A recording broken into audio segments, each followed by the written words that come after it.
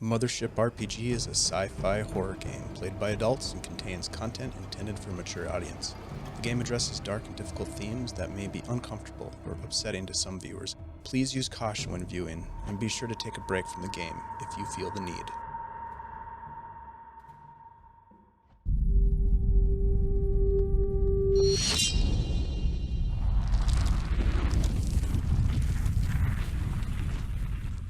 All right, so last time on Hardlight Station, the small crew of the research vessel S5 Almeida, Chief Scientist Dr. Graham Sullivan, Research Tech T3R, their pilot Gump Worsley, and a third-party auditor named Jesse Horn arrived at Hardlight Station, a remote outpost owned by the Nakatomi Solutions Inc. They had intercepted an emergency escape pod filled with survivors from a disaster on Tau Sigma 7, hoping for a reward to ease their financial troubles. The crew escorted the refugees to the station. Upon arrival, their pilot Gump got pretty sick, actually, and he became violently ill, leading to his quarantine in the med bay. The rest of the crew cleared their medical scans, and Station Security Officer Mark Custer, a former Marine under the employ of Nakatomi Solutions, escorted them to the annual Christmas party that was already in full swing. And the crew took advantage of their good fortune, partaking in food and drink and sticking their finger in the eggnog, merriment, mingling with some of the Nakatomi executives and station support staff, listening to a rousing speech by Nakatomi CEO Tomichi Yoshinobu. But just as the jazz trio was about to launch into another spirited Christmas carol, the station shook violently as though struck by a massive object. The atrium where the party was being held descended into chaos, partygoers being thrown to the floor, champagne glasses shattering, lights flickering out before rebooting into an ominous red emergency glow. Moments later, as Mark tried to calm his wards, the elevator doors opened to a hearty holographic ho ho ho from Chris Kringle, and a well-equipped tactical team flooded into the atrium and sprayed small arms fire above the heads of the crowd. The party was consumed by panic as people dove for cover, tried to flee. Others were not so lucky and blood was spilt. With violence erupting in the atrium, T3R plotted a high probability escape route and led Sullivan, Horn, Custer, along with the VP of sales, the sleazy executive named Harry Ellis, into a nearby maintenance closet to hide. Inside, Ellis speculated that the attackers were there for the 640 million credits that were locked away in the Nakatomi vault, and insisted he could negotiate, claiming he could save everyone through heroic diplomacy. From their hiding spot, the crew listened as the leader of the attackers, Hannah Gruber, broadcast her justification for the assault, accusing Nakatomi of using Hardlight Station as a front for a bioweapons research lab, and pinned the Tau Sigma 7 disaster on the corporation's reckless innovation. Ellis didn't buy it. Instead, he convinced y'all to let him go out and make an attempt at negotiation. At the very least, it would buy you some time. And indeed it did. You secured the door behind Ellis. You crawled into the ventilation ducts to make your escape. Dr. Sullivan leading the way, navigating the labyrinthine passages. Along the way, you crawled through a sticky crimson goo that had pooled in the vents. And as an exobiologist, as we learned, Dr. Sullivan ascertained that the goo was some sort of a biological secretion, spore perhaps, that it was fresh, and that it did not come from any biological entity that he was familiar with. Farther along, the group heard voices, mercenaries combing the Commerce District for survivors. They found an air vent overlooking the area, evaded detection, breathed a sigh of relief, but the relief was short-lived as T3R was startled by a skittering and scratching of claws against metal. Peering into the darkness behind him, he saw a crimson-coated, rat-like creature leap at him, its teeth sinking into his leg. Custer acted quickly, blasting the creature and Tier with mace, but the attack left the crew shaken. Dr. Sullivan punched open a vent cover, and one by one they dropped into the hallway below.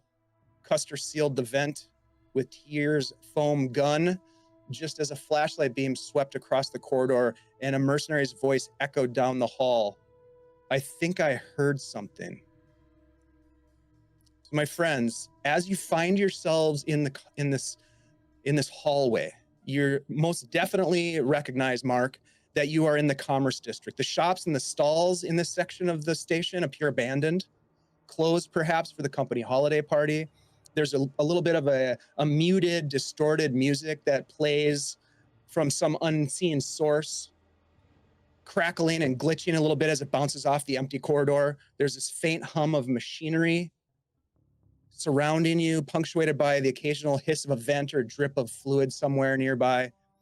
The shadows kind of shift unnaturally in the dim light. You feel sort of abandoned almost in this broad space, usually filled with people. There's this cold, stale breeze from the station's environmental systems that sort of blow against your skin.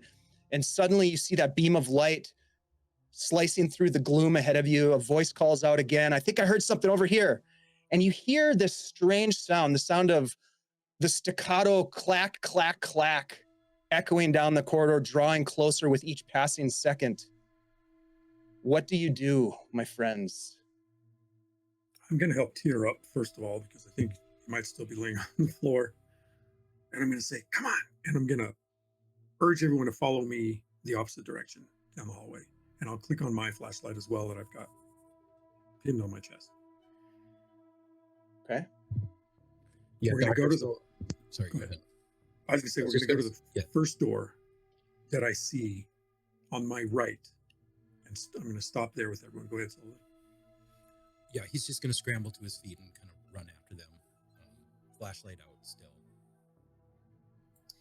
I assume that Jessie has like maybe some kitten heels. She's going to immediately slip them off. If she hears the clacking, she knows. Yeah, absolutely. And Tier? As I get up, I know the situation you're in. I'm basically in an awkward position at a 90-degree angle, trying to clean my eyes up, walking uncomfortably at a perfect 90-degree following the group. So, trying to fix my eyes and not fall over and just, yeah. Yeah, your optic systems were definitely overloaded by the burning of the tear or of the mace, excuse me, causing some tears from Tier. And your eyes are starting to clear up a little bit as you wipe away some of that moisture. You hear that clack, clack, clack coming down towards you. All of you get into this door.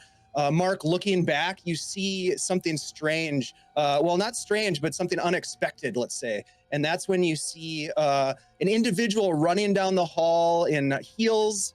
And Rose, why don't you describe what the group sees as you come barreling into them coming around the corner?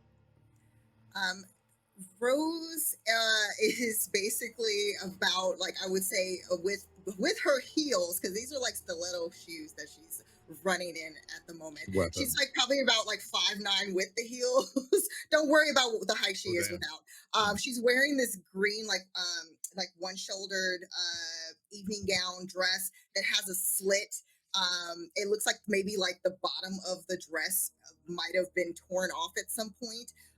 She has blonde hair, and you see probably like kind of, because it's kind of shiny, there's like a headband with like a little silver present that's kind of tilted to the side. And she looks like she's trying to keep herself together, like kind of trying to fix her hair, but she's also holding what looks like this just hump of fabric, possibly a blanket that looks like you don't know what substance is on it. And she's like kind of talking to it as she's running. And as she's trying to kind of get towards the group, she grabs onto the wall like for a second because of the fact that she kind of slips as she's running, and one of her fingernails breaks off. Damn it, not another nail. God damn it. I hate today. Oh my God. And she's like running, and then, wait. Hey. Get in here. You're not with those people, are you? Please tell me. I promise I ain't got nothing on me. I don't have any. I mean, I know somebody who has money. Actually, a lot of money. Yes. No, we're not with them. We're not. I don't think I know you. What's your name? I'm so sorry. That's impolite. Do I need to whisper? I don't know. Yeah, we're whispering right now. Okay. So my name is Rose Schneider. Okay, Rose, just the first name's fine. That's good. Mm-hmm. We are, staying out of sight right now. So everyone just let's move inside this room right here. I would assume south. These people got guns and all types of crazy stuff going on. There was somebody dead. And then, that's how I got this here shotgun. And you see, like from behind, which you didn't see because of the layers of the evening gown that she was wearing, there's this combat shotgun that seems to also to have this string of Christmas lights for some reason wrapped around it. Oh, that poor sucker is gone. Like, God rest his soul. You know, I tried to do some prayers for him, but he's dead. He got shot in the face. I think he Okay. might have been working. Actually, you said your security. I think he was a security person too. It's a good thing you didn't get shot in the face like that person. Right. Well, thank you. Do you know how to use that? No, don't take this wrong, but do you know how to use that? Well, maybe not, but I mean, you know, desperate times calls for desperate measures. You know, you got to learn how to use what you need and Yeah. figure out what you don't. Okay. We two options. Just follow me here. Let me hold it, or if you insist, keep it pointed away from people. So you're not supposed to hold it like that. And she's just like holding it straight at you while she's holding on to dear life, holding on to this blanket. So, okay. Either drop the blanket or Well, how am I supposed to aim it at someone if I'm supposed to shoot them? If I don't point it at them? We'll strategize that if we need to. All right, okay. All right. Good place to play. Okay. It's all right. It's all right, Mister. Is that an animal? Bottom, it's okay. Don't make any noise. We're supposed to be quiet.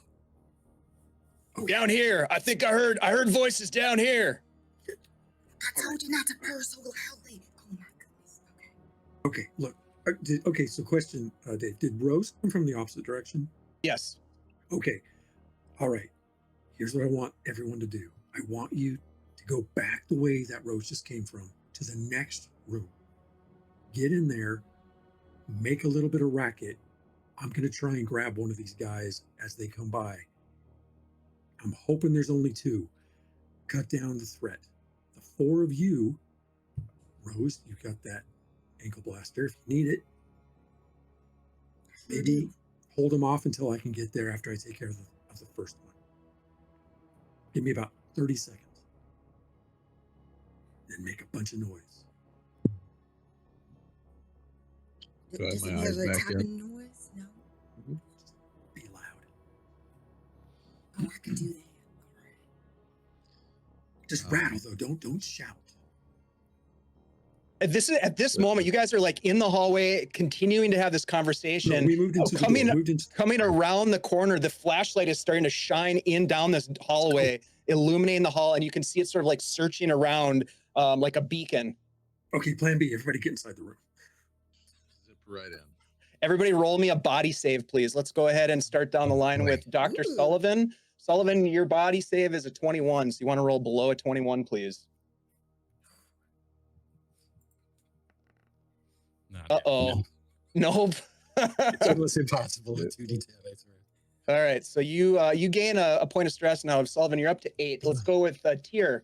We need a body save, please. 28 is your number, your magic number. Uh-oh. Okay, we are seeing some stress ramping up here. We'll go next to Jesse Horn. Oh boy. 32 is your number. Cool as a we're trying to pull on the push door. Oh no! Not as cool as you'd hope. Josh. Yeah. Go in the two directions at once. So like down the hall, in the hallway. Yeah, this is perfect. Custer, what do you got? We're in the hallway. We just grab hands, start to skip together. Well, I sure as hell Oh didn't do no, it. that is okay. So this is bad. So first of all, Ty, you're gonna take a point of stress. Shit. I do need you to make a panic check, please. Now, let me just look at something here. I may have contributed to that with the combat shotgun to the face, possibly. I don't know. Yeah, go ahead. Yeah, exactly. Go ahead and make a panic check. So you're rolling a d20 and you want to roll above your current stress. You're rolling above a 7. I've got 6 on my sheet. Did I miss You got something? 7 stress. So go ahead and roll a d20. All right, let me fix that so I don't lose track of it again. I'll fix it in a minute. D20. Come on. Oh, Okay, yeah, you're over it. So you managed to choke down you are probably panicking a bit because these are your people. You're supposed to be in charge of them, and it's likely they're going to die because of the extended conversation. Rose, let's get a body save from you, please. Your number is a 28. Yep. Welcome to the group, Rose. It's been short-lived. They did not do both. They didn't do both. Yeah, I got D10. Yeah. Oh yeah, I thought I did both. I'm sorry. Let me try it again. There we go. Okay, Oh, so an 11. hey, So actually, that is a critical success. let's So go. you managed to push everybody in, sort of almost haphazardly and unexpectedly. You kind of barrel everybody into the room just as the people come around the corner without detecting you because of that critical success. The rest of you are shaken a bit by the maybe being strafed by the shotgun, by this Southern Belle style party goer, and you find yourself now in this room. I got my knife drawn.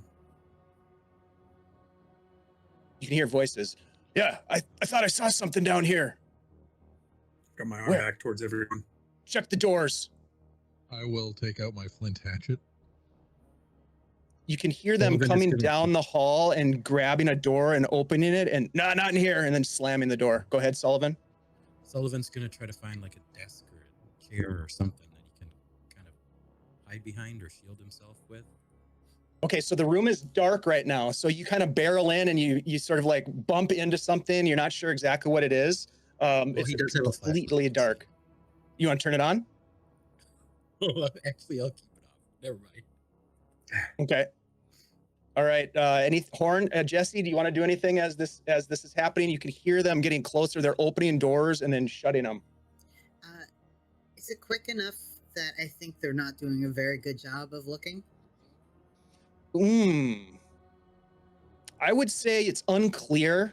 I mean, by the looks of the armor and the training and the all of their equipment and everything, they seem to be like they know what they're doing. Like this is an assault squad, so yeah. I'll take out my nail gun. That's all I've got. I'll stand to the side of the doorway, so I'd be just out of view from immediately. Maybe I could get a drop on them. Okay. All right, that sounds good. You all hear another door open and slam, and then you hear someone quiet. Sorry. It must be allergies. Allergies. I got allergies. I'm allergic to cats. Then you hear them go to another door and they're like, this one's locked.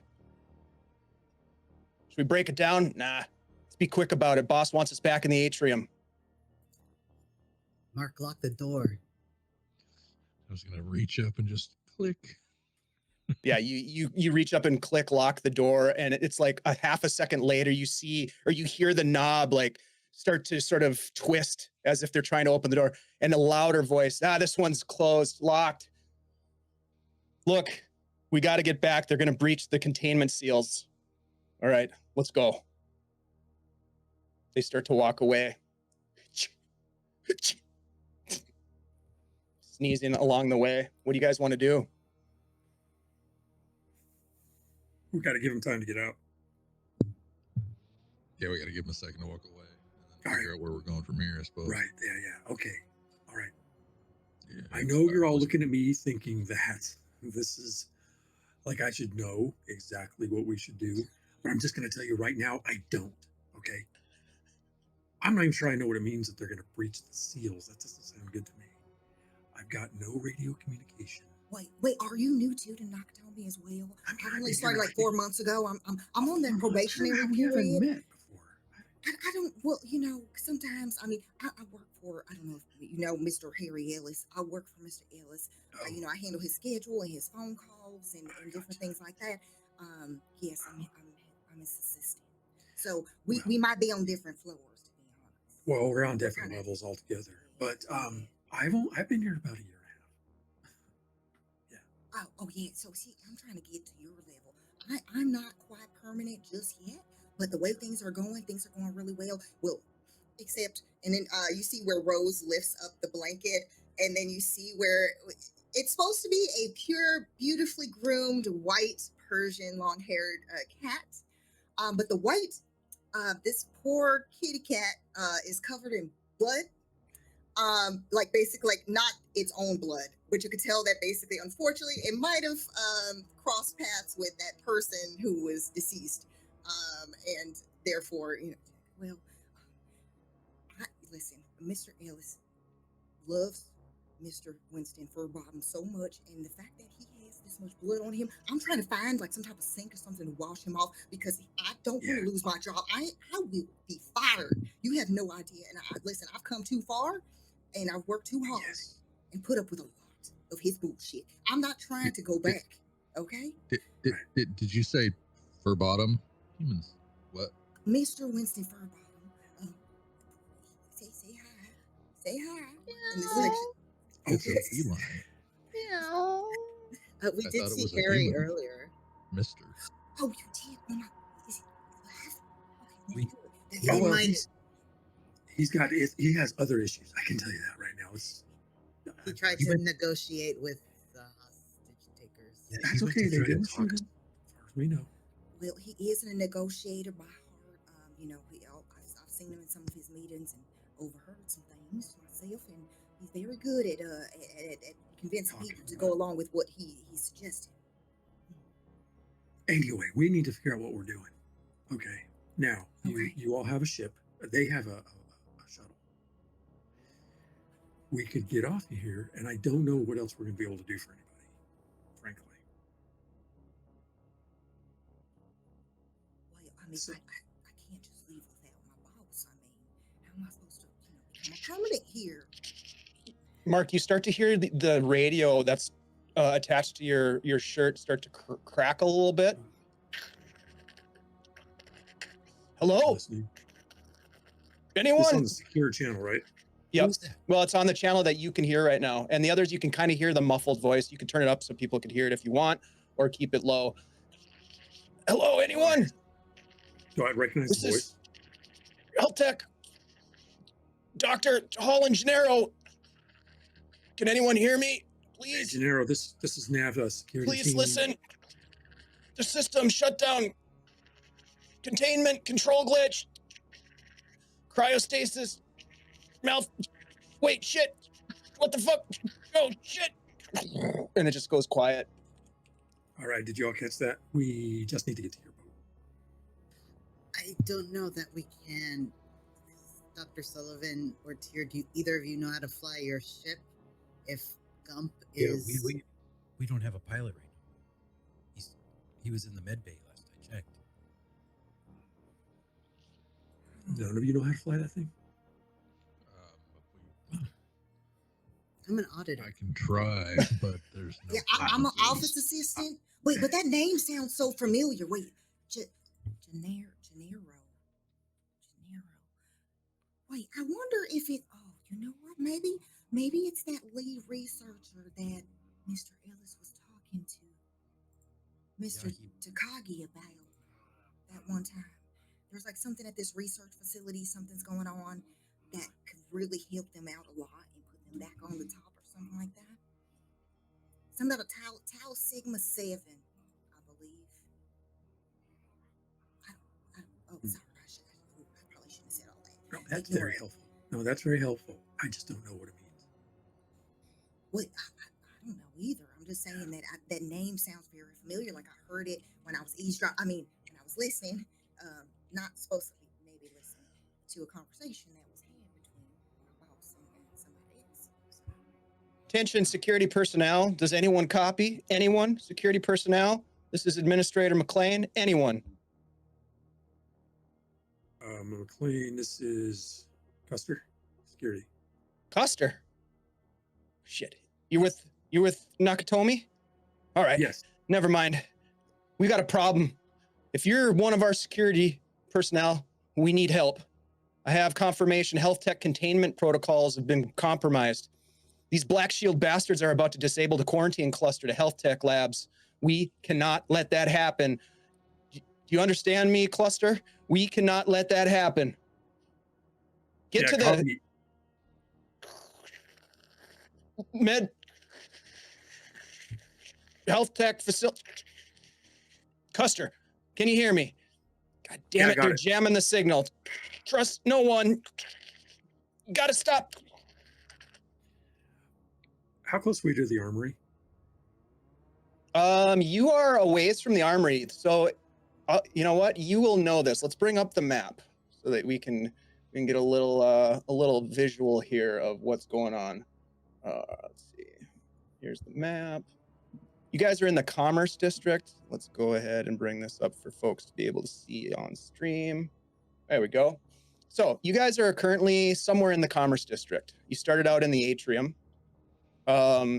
Rose, you were down in the living quarters section in the executive suites. Is where you were kind of chased out of there.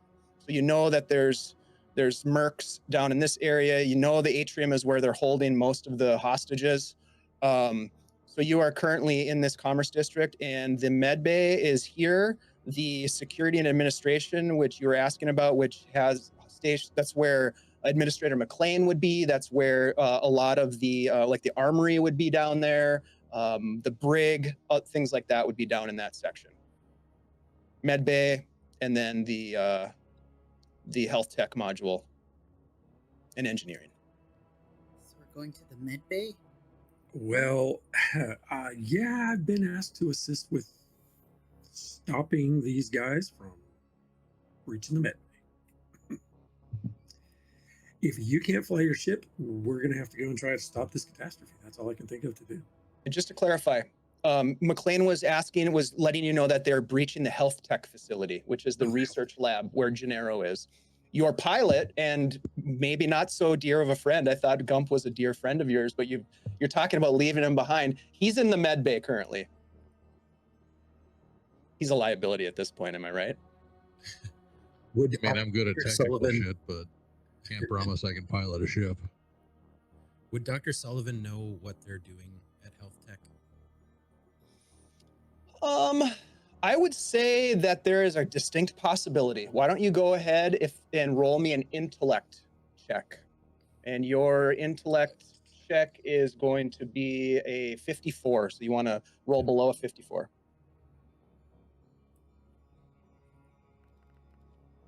Okay, Can I at look around 12. this room? So and see 1 if there's a second here. terminal somewhere. Yeah, absolutely, you can. Give me 1 second. So, so Sullivan, you kind of go through your mind and thinking about the research discoveries, different organizations that you've maybe applied to work for, or have colleagues who have gone to work for these things, and you hear a little bit about Health Tech.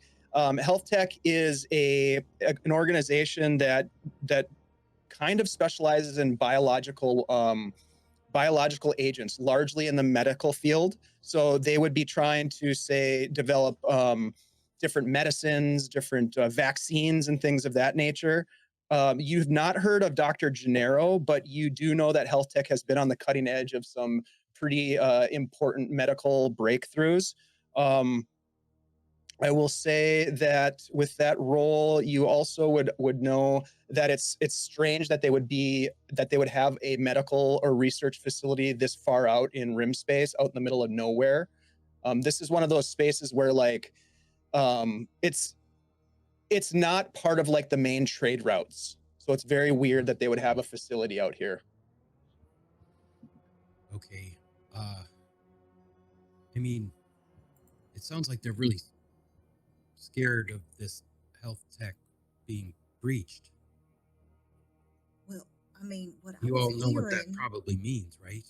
well, I was hearing something about the fact that they were doing some special research on some like bioform. That was the whole thing on the Tau Sigma 7, that they were on the verge of something, some great discovery or something like that. I can't help but look at Tier and go, think squirrels or rats or whatever. Wait, rats? Well, I mean, we Yeah. got something here to take care of that. I mean, it's okay if you have a cheat day, baby. Tier, you look over at the wall, and it's still dark in this room. Did anybody turn a light on? Does anybody have any light? You're all just kind of in the dark whispering, which is Actually, fine. Did turn my flashlight on. Oh, that's right. Down the hall. Okay. So it is still on. Okay, so you have the Rose, flashlight. Lights up the string lights that are attached to the gun to light up a little bit, and she does have like a little like portable flashlight as well that she lights. But, Yeah. Without saying anything, Custer's constantly like lowering the barrel, pushing down on the barrel, Pushing it down a little bit, just keeping it off down. to the side. Keep it off to the side. The funny thing about these Christmas lights, Rose, is that they blink. So they're blinking like different colors in this space, which gives it a very strange and disconcerting kind of vibe. tempo, so it screws with your head just a little bit. A little bit, yeah. So Tyr, you look over and you do see a comm panel, and with the light now on, illuminating the room, you can see that this appears to be some sort of a low-level bureaucratic, half like storage space, half office. Like maybe this is where they put the guy who's looking for the red stapler kind of situation. At which point I'm going to walk over and try and access the network and see what kind of information I can pull when it comes to, say, security cameras, shit like that. I'm going to like lean into the hack. Okay, sure. I Yeah. want to search it for a red pistol. A red pistol. You want to search? You can search the room. Absolutely. You look around the room, and we'll get to you in a second. Here, as you log in, let's go ahead and get a hacking roll. So this will be, we'll call this an intellect roll plus your hacking. So your target is going to be a 64 instead of a 49. Not a problem, 59. Okay, so you hack into the system. It's very similar operating system to the one that was in the atrium. Very mundane sort of security protocols in this particular in this particular unit. And as you get in, you can see that many of the security systems have gone offline, which doesn't make sense because there are still doors and bulkheads that are sealed and locked, which gives you some sort of an idea that perhaps the administrator doesn't have control over many of the security measures anymore. You do see that there is a set of, I guess we could call them sort of like video feeds. And so as you tap into one, and one is Health Tech Labs, and you click over and you can see this grainy display that lights up, and it's like revealing this sort of empty, stark, kind of generic medical facility with these kind of brilliant white hallways, and there's these interesting abstract smear-like designs on the walls and on the floor. And you hit a couple of keys and the perspective changes to an adjacent view, and you can see that the walls aren't decorated with art, but rather they seem to be festooned with blood and entrails, and there's dead bodies on the floor in the lab. Another keystroke, you get another view in this one. You can see that there's a team of essentially paramilitary individuals, Black Shield mercenary squads. They are unloading their small arms. They're shooting submachine guns and just firing into off screen. You can't see what they're firing at, but they're falling back out of screen, like going from left to right, firing to the left as they're moving to the right. And as the last squad member is just about to like come off of the screen, you see this dripping tentacle lash out across the screen, lash around and entangle his left foot and dragging him back into view. And you can watch as he just unloads wildly this submachine gun into the air, and then just throws it to the side, presumably unloading the clip. And the last thing you see before he's pulled out of view is that he pulls out a sidearm and turns it on himself. About right when I started, once I flipped to that screen with it happening, I will, well, I guess right before I start flipping through the video feeds, I'll whisper to Mark, "Hey Mark, do you have any security credentials? Maybe we can get in here and start changing some of these doors and cameras and find a path to get us down there." And after I finish that sentence, I'll click into the screen and I'll just kind of stop for a half second and go, "Everybody, you need to come watch this." Yeah. Use my badge number, M Custer. See what it Sure, is. I have it in hand, but I'm just sitting there watching what's going on screen. Yeah. So blood all of you that follow his instructions, that come over and watch, I need you all to make a sanity save, please. We'll go ahead and start with Tyr. Your sanity save is a 26. Oh, goody. Fingers crossed. Oh, money. Oh, that is a critical success. You just gut up and you're like doing like calculations of like how big this creature might be, and you get the sense that it's probably quite large. But you managed to look at the vial of goo I've got. Maybe it's similar. Possibly, yeah. I mean, everything is kind of going sideways, and there's got to be a source. All right, Graham Sullivan, let's get a sanity save for you. Yours is a 53. Nice. Okay. Yeah. So I have you've a actually. question Yeah, go ahead, after Rose. this. After All this. right. Yeah. No, Hold, yeah, after this. hold that thought. So Sullivan, you're watching this and like, it's more of like you're looking at it through your biologist eyes. Like, holy cow! Look at the size of He's that thing. speechless right now. Yeah, like this is a huge When that discovery. This thing happens. is insanely large and something like you've never seen before. You've only read about it in reports and journals. Rose, what were you gonna do? Oh no, I was going to actually before heading over there, I was going to try to check because the door, even though it's locked, kind of like there's still like is it one of those doors where it has like a little window that you can look through to try to see if There's no window. There's no window. Mm-mm.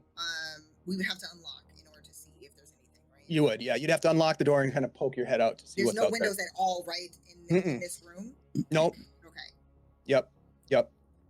But let's go ahead, Jesse, and get a sanity save from you, please. 26 is your number. Gonna come check. You're gonna use your oh, there we go. Hey, all right. Very nice. A 2. Yeah, you also Nice. succeed. Custer. Mark, what do you got, buddy? Your sanity is a 15. Yeah, you know what I'm gonna roll, but let's just see. You guys have been rolling great so far. Ooh, a 65. Yeah, all right. So you're gonna bump up to an 8 on the stress level. How do we? And then when do we use those trinkets, by the way? you can use them at any point during a session, and they can help you if you bring them in narratively into the game. They can reduce the point of stress. And then Rose, let's go ahead and get your sanity save. Your number's a 30. Nice, you guys. Yeah, Wow. very cool. Wow. You watch Oh, all this yeah. go down, the eruption of gunfire, this tentacle lashing out and grabbing onto this poor mercenary, gets dragged across and then puts himself out of his misery as whatever it was that was the source of this tentacle you didn't quite see, but you can only imagine. May you rest in peace. Yeah, we're going from bad to worse around here. I don't know if anybody has any ideas, but this is above my pay grade. Yeah, we are dealing with a very dangerous biological organism. I think we need to steer very clear of that thing. But isn't your captain or your pilot there? He's in the med bay above it. That was health tech, right? As I see Dr. Sullivan make that. Oh, keep on. Finish. I don't want to interrupt you. No, I mean, I think we should get to our ship and just seal ourselves off from this place. This is bad. But what about me? I mean, I'm not technically a part of your crew or anything. So, You're part of our crew now. Don't worry about that. It's a big ship. and Mr. Winston Furbottom? Yeah. Okay. And the shop. Mr. Ellis loves his cat, so nothing can happen to this cat. Yeah. There's like an insurance policy on it. It's serious. Well, When I no, I got nothing for that. Ellis. We'll see how that works out for him. with the Dr. Sullivan's response and clear fear and understanding in his eyes, and I see this being his assistant, and at which point I will reach in and just hand him the goo. I'm like, this is from the hallway, and I just hand him the vial of the sample I've got, at which point I'll start typing in to try and get into Mark's, to use Mark's credentials to help whatever I hacked, to maybe find a way to lock some of these corridors off or open up some of these doors and figure out a path. I don't know if his credentials will help, hopefully. And then maybe the other one too is look for almost like an error log to see what's been shut down, why it's being shut down, where, things like that. Just any info I can get on that. Couple of things right off the bat that you realize Mark doesn't have very good security clearance. And so you don't get very far. You don't get very far with that. But you do check. Question: Would Rose possibly have something that possibly could grant her more access, since she's from a different part of? Got Ellis's badge, maybe. You have your own key card that can get you into certain areas. Well, wouldn't I also have his because of the fact that I went to his executive suite to get Mr. Winston Furbottom? No, you have a card that gets you into his suite that he's given you. Okay. And I had to try, guys. Yeah, absolutely. That was a good try. I will say this here, as you continue to sort of navigate the system, you can see that there is some new firewall that has been put up that is not native to the system. It was uploaded recently, like within the last 5 minutes. And it basically shuts you out of most of the system, as it seems to be almost searching for breaches. And the screen just kind of goes black. And then it reboots and it starts to come back online. I just got kicked out of the system. I don't know. Do you want to use mine in case? I don't know if it's any good or anything, but it's worth a shot. Hold on to it. We were going to try again. I don't think I have access from this point anymore. I've just been cut off. Oh, okay. Or kicked out. So I'm assuming that we've got. It seems like there's something external stop or looking for intrusions. Did I get any reading on a good route to go before they kicked me out? Like maybe a route or some path. I will say that that you didn't get much of a good route in terms of ducks that would get you to where you are wanting to go. They are numerous. You'd have to kind of navigate them. But you do know that there is a promenade. You saw the promenade path, which was very easy to pick out. And that essentially gets you back to either the atrium. It can get you back to the living quarters where Rose just came from. It can get you to the docks. And then if you want to go back in the vents, you know that the vents go through the atrium and probably to many other parts of the station. I am not interested in going back in the vents at this very moment. Do you want to drop off that cat, Rose? I feel like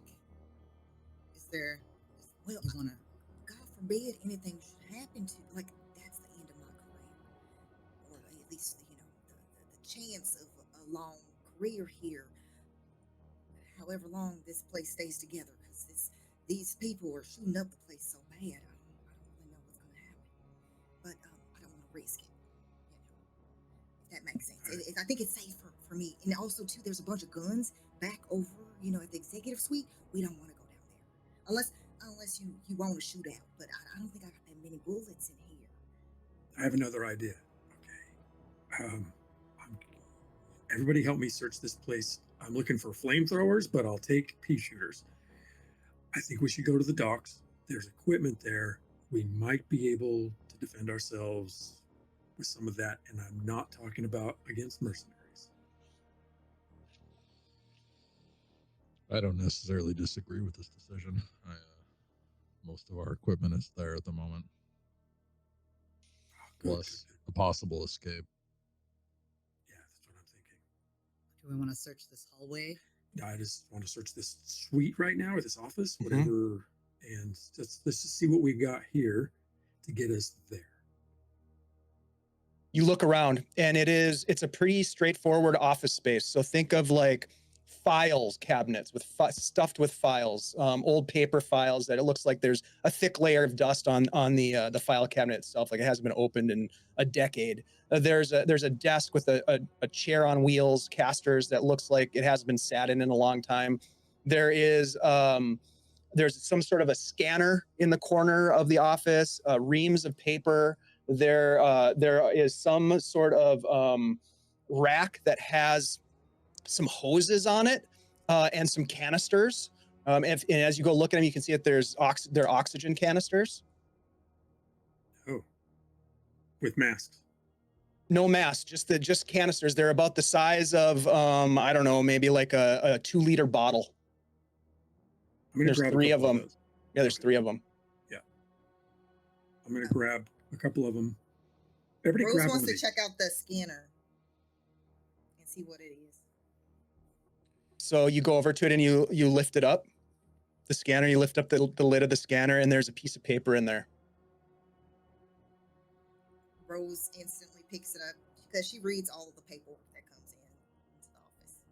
Yeah, immediately you can see that it has to do with a shipment of art materials that were brought in, as you know, that the I would say probably, well, yeah, oh God, what's the guy? Jiro Takaki, who is the man that you oftentimes heard consulting with Harry. He is an art collector. and it looks to be like a bill of lading of some kind that documents artwork. And you know that most of the fine art that he purchases is held in the vault, in the Nakatomi vault, that's in the administrative buildings. Oh, would Rose know, because she knows a little thing. She does a little dabbling in art because she knows that it's good to invest in some art pieces from time to time for reasons. Would we know the value of said shipment that came in? Ooh, let's give me an art check. Let's do an art check for Rose. So this will be, we'll call this an intellect check with art. So a 44 is what you're shooting for. You want to get lower than that. Okay.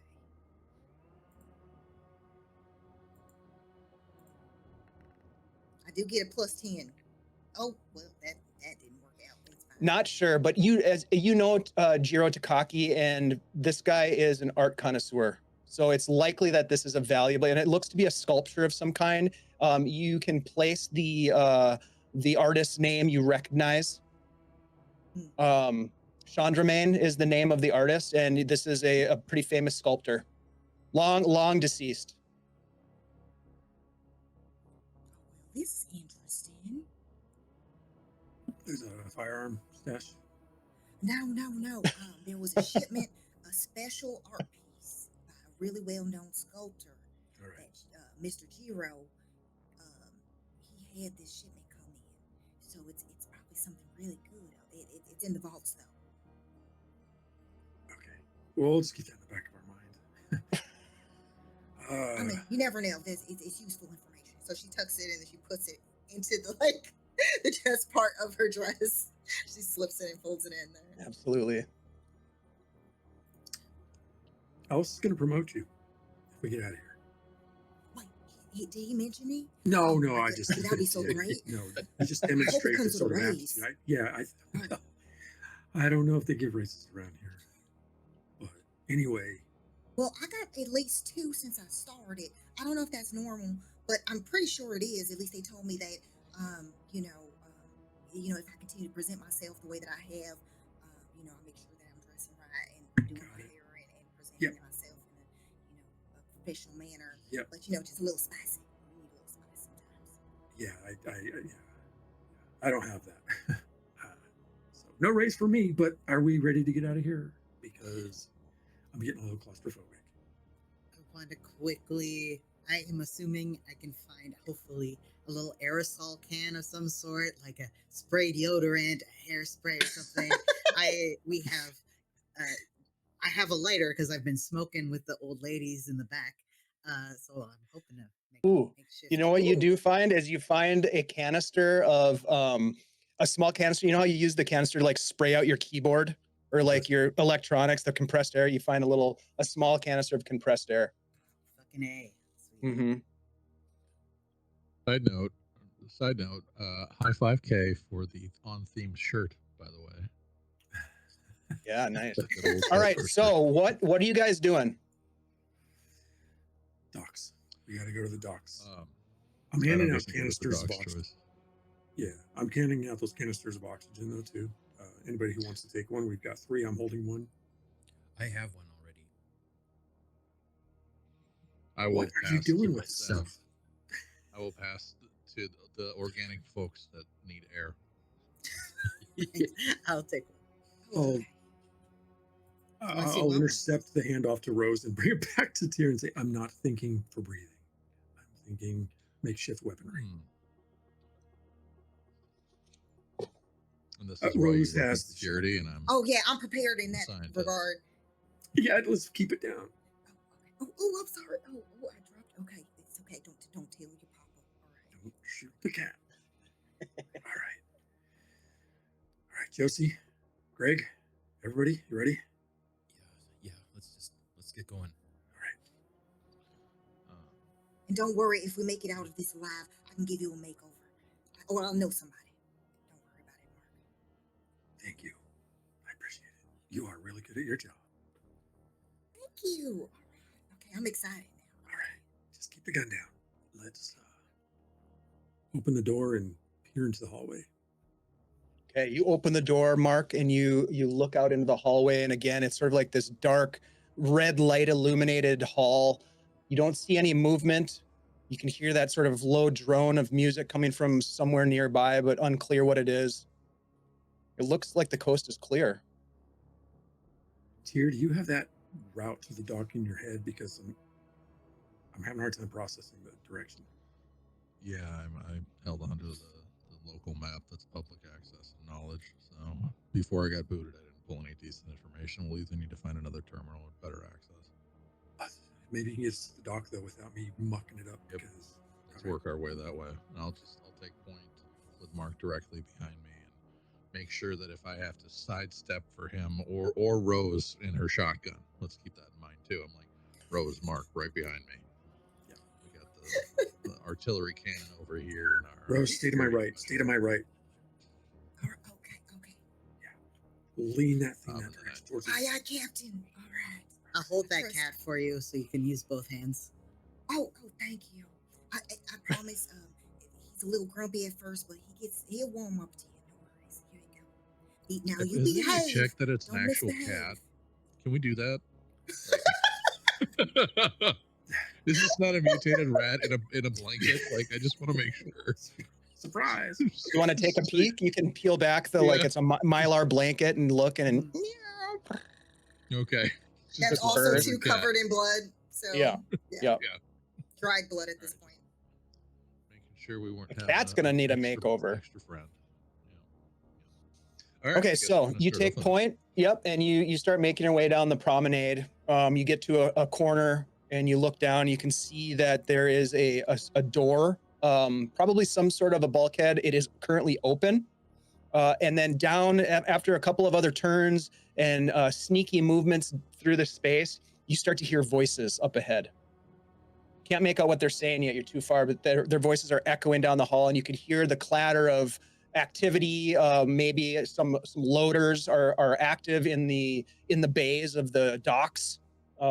It's an active spaceport, so there's quite a large dock area. They have all kinds of equipment and that sort of thing there, and that's kind of what you're hearing echoing down the hall.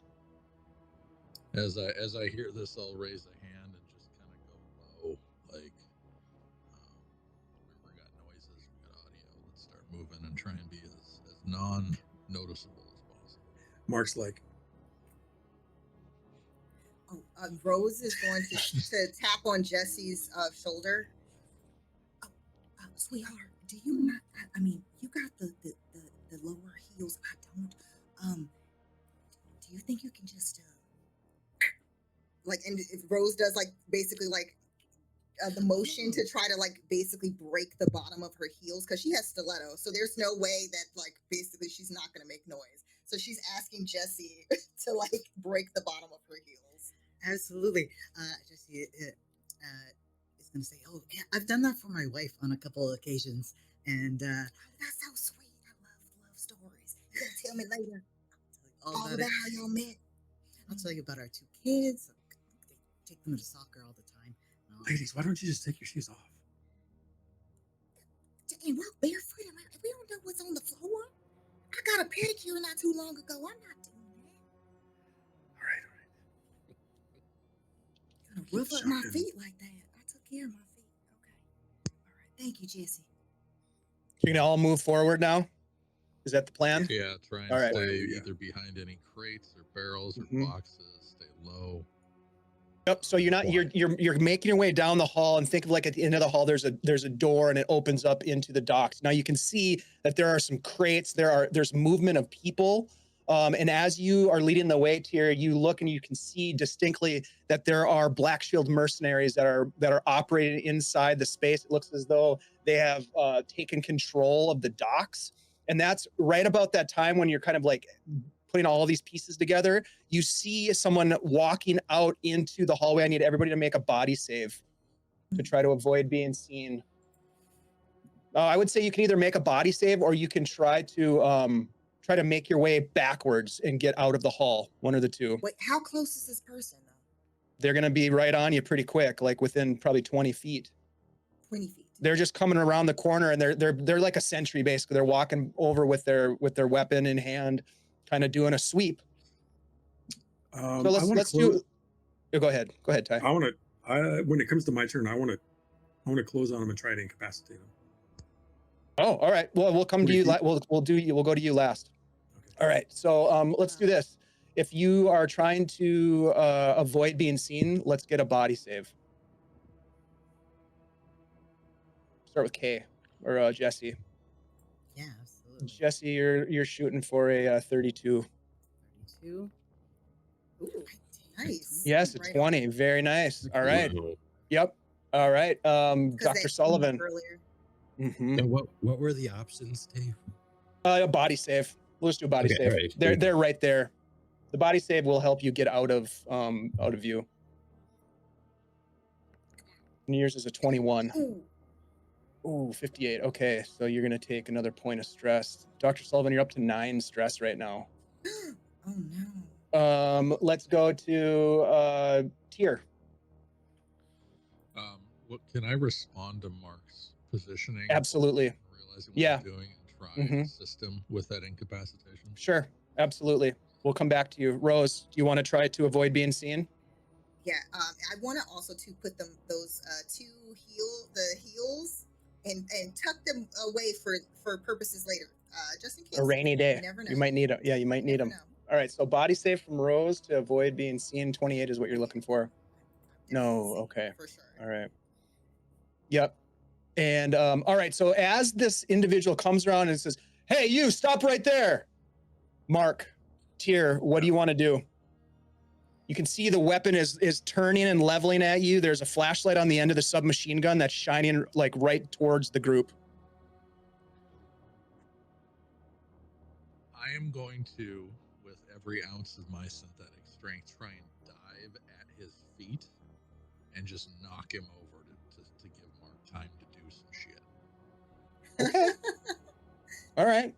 Go ahead and give me a combat roll, Tier. And for cinematics, I will simultaneously be dodging to the left to kind of flank him. Okay. I just watch out. Combat roll. Yep. Yoink. So Fingers crossed. 20. that is a 10 actually. Yep. That is that's a success. So so Mark, as you sort of like dive to the side, the gun sort of like comes towards you, and just as he's about to like fire, maybe you're not sure, you see Tier just dive and knock the guy flat on his ass as he falls back, and he lets out a shot from his SMG just into the ceiling. All right, I'm gonna leap on him with my combat knife and unalive him. Okay, give me a combat roll, please. Combat roll with +10 for. Don't you crit fail and pepper spray me again. Crit fail and stick you in the eyeball. Yeah, for your military training. So Yeah, you're so looking at 59. a 59. Uh-oh, 67. So first of all, you take a point of stress. You're at 9. And as you dive down, he actually pulls. He pulls from the side a small knife and jabs you right in the side with the knife. And you're gonna take. Let's see, where is it?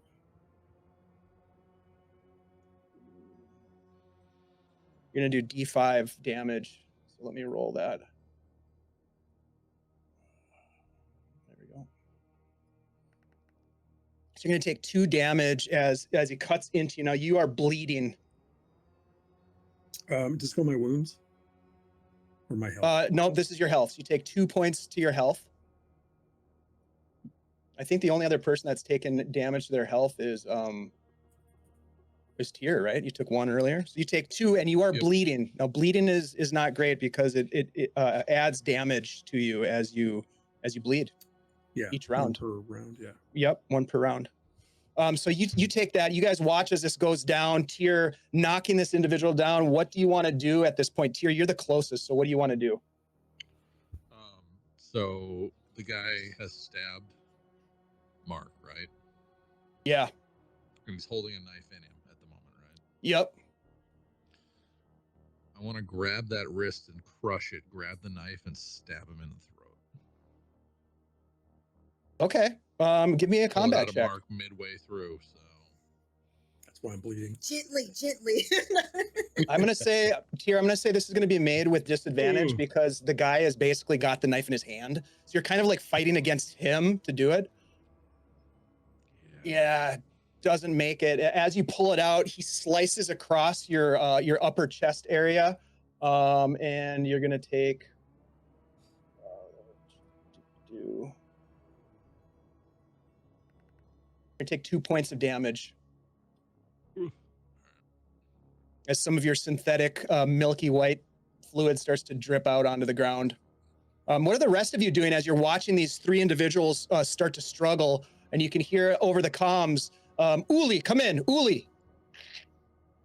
You got something? Does it look like there's an opening or an opportunity for Dr. Sullivan to kind of jump at this guy? Absolutely, it does.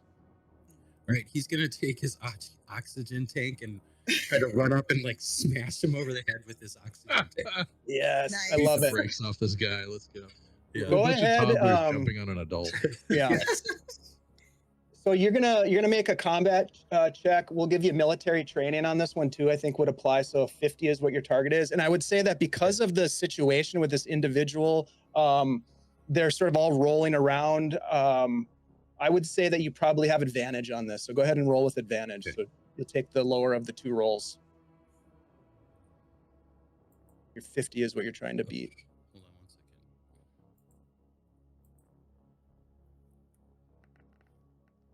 second. All right. 14 Okay, Just had so you got a brain fart, 14 Sorry, where did I get cut? on the and on a the chest 64. and a 64. Okay, so yeah, you hit him. Go ahead and roll a D10. It'll do D5 damage, but roll a D10. And it I guess so it'll 7. do 2 damage to this guy as you crack him on the head.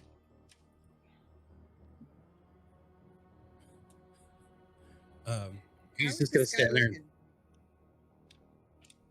He looks rough. He's got a huge bash in his head. He's bleeding. His face is bleeding. He's got a knife in his hand. He just cut 2 of these guys. His radio is starting to continue to emit sound. It's almost like it's being depressed. The receiver or the transmitter, excuse me. Hold on to this fur bottle. I got this.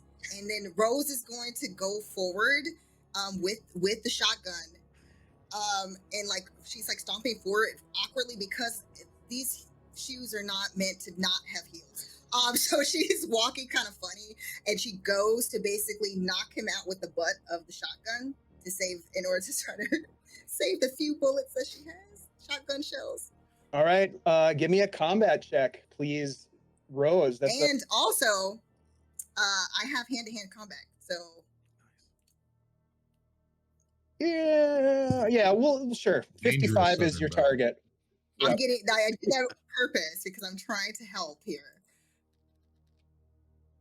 Unfortunately, a 69 is not going to cut it. Luckily, it's not a crit fail, but you come down with the butt of the shotgun, and just as he like moves and the struggle continues, you bash it into the ground, and that's when you hear, "We're coming for you, Uli. Stay put!"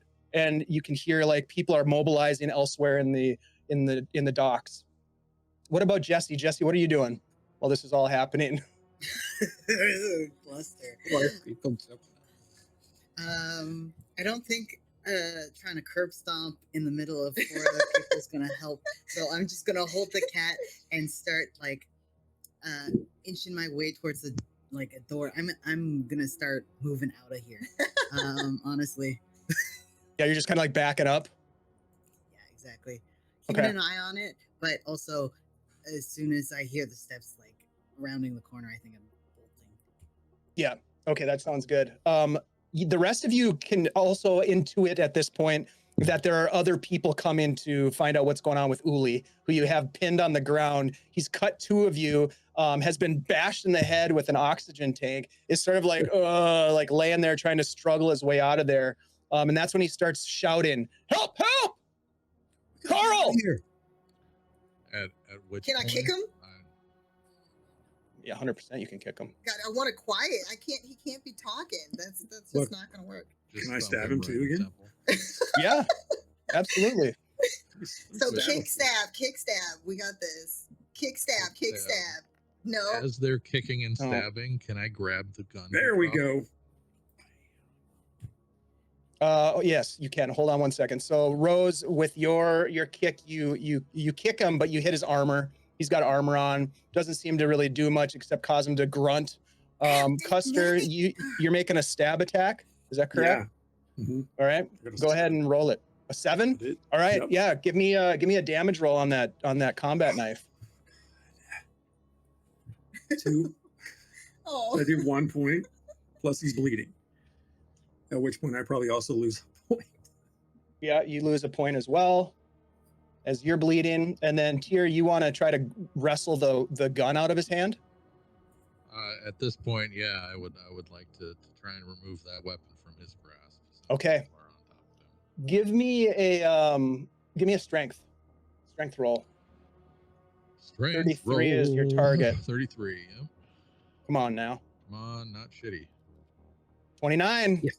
That'll do it. Yeah, you grab the SMG out of his hand and pull it out of his hand just as 2 more of these mercs come around the corner looking for Uli, and they level. What do you do? I will immediately turn and just unload at them. All right, you just grip the trigger and just empty the clip in their direction. They dive out of the way, buying you time. Buying your team time. Uli is like struggling on the ground, bleeding from his head. You know, the birds are kind of circling around him as he's like trying to figure out what's going on. What are you guys going to do? With that dive, when they dive out, can I just swing down and just pop him right in the dome? So You unloaded the full clip. You shot the whole clip off. Oh, Rose is digging what Tyr is putting out there, and Rose is going to go ahead and blast him in the face with the shotgun. Okay, yeah, you just turn the shotgun as they're like retreating to where Jesse was heading. Just oh, I got you. All right, give me a combat roll with advantage. Let's see. I'm rolling out of the way. And you said 32. advantage, so I'll roll again? Yep. And you'll take the better of the 2 rolls. Oh. They're both successful. Yeah. So you just blast this guy in the face, just blow his head right off. I need Mark, Tyr, Sullivan, actually all of you guys to make a. You know what? We're gonna make panic checks. You just watch somebody blow the head off of somebody else. So let's start with Custer. Mark, you're gonna make a roll. And that was D20. justice for Harry Johnson, who you shot in the face, you bastard. Tit for tat, buddy. All right, Harry so Ty, Johnson? you are gonna roll a D20, and you want to roll above a 9. I didn't do it. Oh no. Okay, so you rolled a 6. Yeah. So you have a new condition. You are frightened. You have a phobia of shotguns. The shotgun is in the wrong hands is a deadly weapon. So it's a combination of Rose having a shotgun in their hand as she kind of like turns back with this smile on her face, this brain splattered everywhere on the wall, and just kind of looks at you with this crazed look. Let's go to Jesse next. Jesse, give me a panic check. Your current stress is 7. You want to roll above a 7. I'm going to use my Teamster once per game ability, I think. Okay. And get advantage on it. So let's see. Oh, 11, you know what? So, you succeeded. I will say this: when a Marine panics, everyone has to make a fear save. So first of all, let's make fear saves. So Jesse, go ahead and make a fear save. Just a heads up. It really is. They're all at disadvantage. I'm again sorry for being an android. Oh yeah, you're disadvantaged. So 53 for Jesse is a fail. yeah, absolutely. And a 67 is fail. Okay, so even with an 8, you still succeeded in your panic check, so you're good. Who is that? Who just rolled? Okay, so 59. So Rose, you take a point of stress. Go ahead, Rose, and give me a panic check. You're going to try to beat a 6 with a D20. Uh-oh, 4. You are overwhelmed, Rose. All your rolls for the next. Go ahead and roll a D10.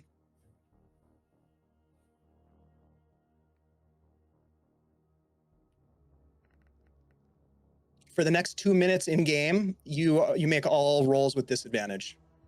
And you permanently raise your minimum stress by 1. So your minimum stress is now 3 instead of 2. That would come into play if we were doing a longer campaign. And then okay. It was 5, so it goes up from 4 to 5. Oh no, 6. You're at 6 currently. Yep. Okay. All right, and then Tyr, go ahead and make a fear save first. And here we go. And here we go. Oh, a fear save is a D100. Oh, I thought it was a 20 for some reason. It will be. You'll get there in a minute. You're trying to beat an 83. Lower than 83. So 90 what? Did not. 90 what? You roll 2 dice. Right? Oh, we're just doing the... Okay, sorry. My brain is... I'm losing it. So in this game, you're either rolling percentile or you're rolling a D20 unless you're doing damage. Okay, so I didn't see what it was, but it was a fail. So you are going to take a point of stress. It was a 3 and a 50. 53. 53, So is that... It was a 90. So you took a point of stress. Now go ahead and give me your D20 roll for your panic check. D20. And you are good. You rolled over your panic. And Dr. Sullivan, disadvantage on a fear save, please. All right. And your fear, Sullivan, is a 23. A 78 or a jeez. Not great. Now, Sullivan, you're at a 10 stress. Let's go ahead and get that panic check. So D20, right. You want to roll above a 10.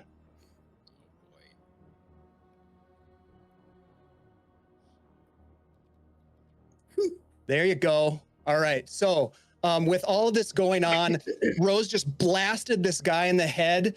Mark, you are terrified of her, but and Tyr, you just reach out and grab Rose and pull, and you guys start taking off down the corridor as the whatever is going on behind you. You bought yourself some time. You fly around the corner. What do you want to do when you get around the corner? Breathing I'm heavy. jabbing myself with a stim pack. Okay. I don't know how much that heals though. A stim pack is going to heal. Where is it? Stim pack heals 1d10 health, and it will also remove your bleeding. So go ahead and roll 1d10. 4 points. There you go. All right, so Mark, as you get around the corner, you jab yourself with a stim and get the immediate jolt of adrenaline and healing. What are the rest of you doing? Let's go to running back the way we came. Is that you did, yeah. Mm-hmm. Okay. You're back down the hall. You just went around the corner. You can only guess that there will be people pursuing. Yeah, I want to tell Rose I want to make a trade. I'm gonna try and give her the cat and take the gun. No. This is my burden to carry. You know, I did what I needed to do. I was trying to protect everybody, including Mr. Winston Furbottom, and technically, I'm trying to protect Mr. Ellis too. God forbid anything already happened to him, but you know, I mean, there's a lot going on. You know, I mean, do you think that they'll look at the tapes grab her and then I'll get fired? Stop her, and just like it's okay. You didn't do anything wrong. We're in a situation. You saved us all. Good job. Maybe hand over the shotgun. Maybe hand we it need over. to find a place to hide. And at which point I'll continue moving us down the hallway towards doors, looking for a door to dive into. Hopefully, some sort of exit strategy in that room. But we're just looking at this point. Whatever's open to get out of sight. Yeah, are there any stairwells or like any ways to change levels or anything like that? You look around, you don't see any immediately. You're in this long hallway. It's like a promenade, so it's almost like a solid tube that guides you from the commerce district to the docks. You pass through that big bulkhead that's still open. You could hear the sound of feet running down the corridor. As you can only guess, there is a squad of mercenaries that are in hot pursuit. I will go ahead and have you. Let's see. Give me a. This is not a check per se, Sullivan, but go ahead and give me a D100 roll. All right. This is going to influence what you find. Okay. 91. All right. So so as you are running, you see that there is a you run past this door, you run through the bulkhead, you come around the corner, and there's a hallway with doors on both sides of it, and there are stairs that go down at the end of the hallway, and there is a red beacon light glowing in the stairs, just kind of flashing, and you could hear the echo and crackle of radio signal coming from behind you, the pounding of footsteps, as you can only guess someone's running past you, and I think this will be a good spot for us to take a quick break. As you have found a stairwell, and there are a variety of doors here for you to potentially explore. But you also know from anybody who's got combat training knows that your time is limited on how you might be able to navigate what's about to come. So, all right, things have gotten a little bit tense here at Hardlight Station. We got ourselves our first panic, which is freaking fantastic. And we'll be back in a couple of minutes, folks. I have no idea what's going on. We'll be back.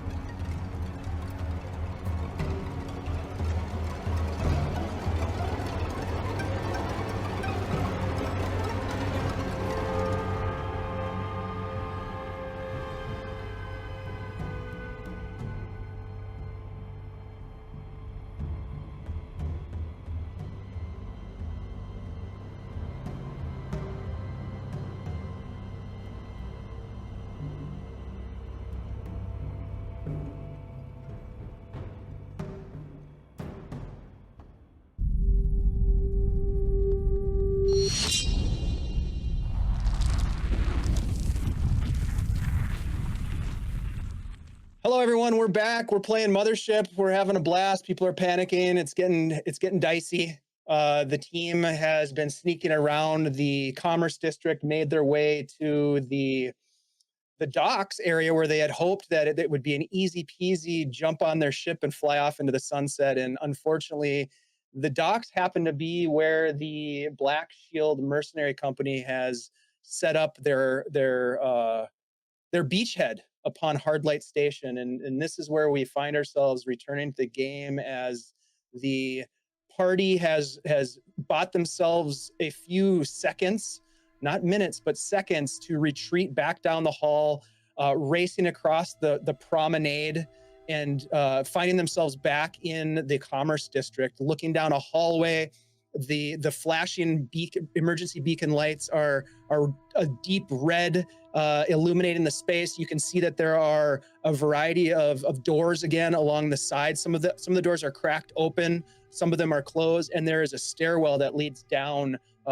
Probably well, Rose, you would know, and probably Mark too, that the stairs lead back down towards the habitation units, or the area where the residents of Hardlight Station live. So, Rose would know that there's a lot of people though too, also down there, though, right? There certainly were. They were sweeping through the living quarters. They were rounding people up and taking them to the atrium. And you recall that they were looking for Dr. Gennaro. They went to their death in the health lab, or health tech lab, I think. Hopefully. Maybe there's something we can find down here, at least to help round out our odds. We're going down a staircase now, right? Well, you're standing there in the hall. There is a staircase in front of you. Let's go. Let's take it. But We're gonna keep moving. We're not stopping. Down there. Are you sure? Guns coming now. I'm just continuing to move, not stopping, looking for doors, going down a level. Right, of course, I'm stopping and looking around corners, trying to be as stealthy as possible. Here, give me a D10 roll, please. D10.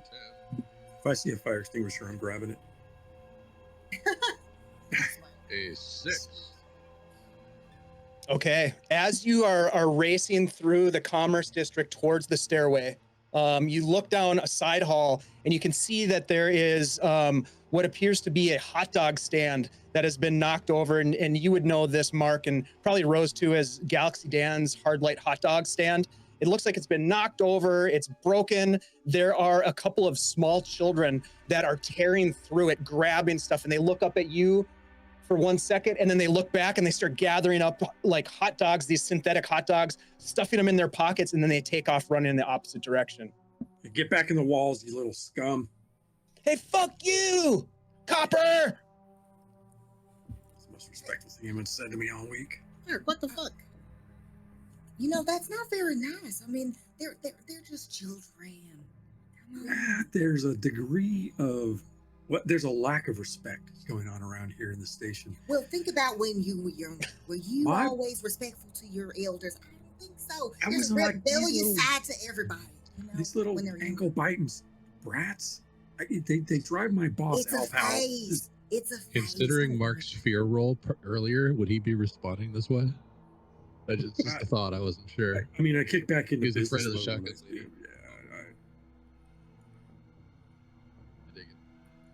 I mean, the shotgun at this point is probably like, you know, like the strap is she's probably put it away at this point. Okay. I wasn't sure there's children. There's children waving around. Yeah, you're just holding the shotgun, yelling at him, and he's just like. No, she probably would have put it away because of the children being there, and also that conversation with Jesse and like, it's my burden to bear, so she's putting it on her back. Honestly, probably Mark didn't even realize he was talking to him for a second. No. As you guys go turn to look down the stairs, you watch as someone comes running up the stairs. There's 3 individuals that come racing up the stairs, and as you turn with the empty submachine gun to like point it at them, you see someone that you recognize, Mark. Rose, I don't know if you would know this person, but this individual runs up and says, "Custer, that you? God damn, you're still alive, boy. Good to see you." And you look, and it's Captain Dwayne Robinson.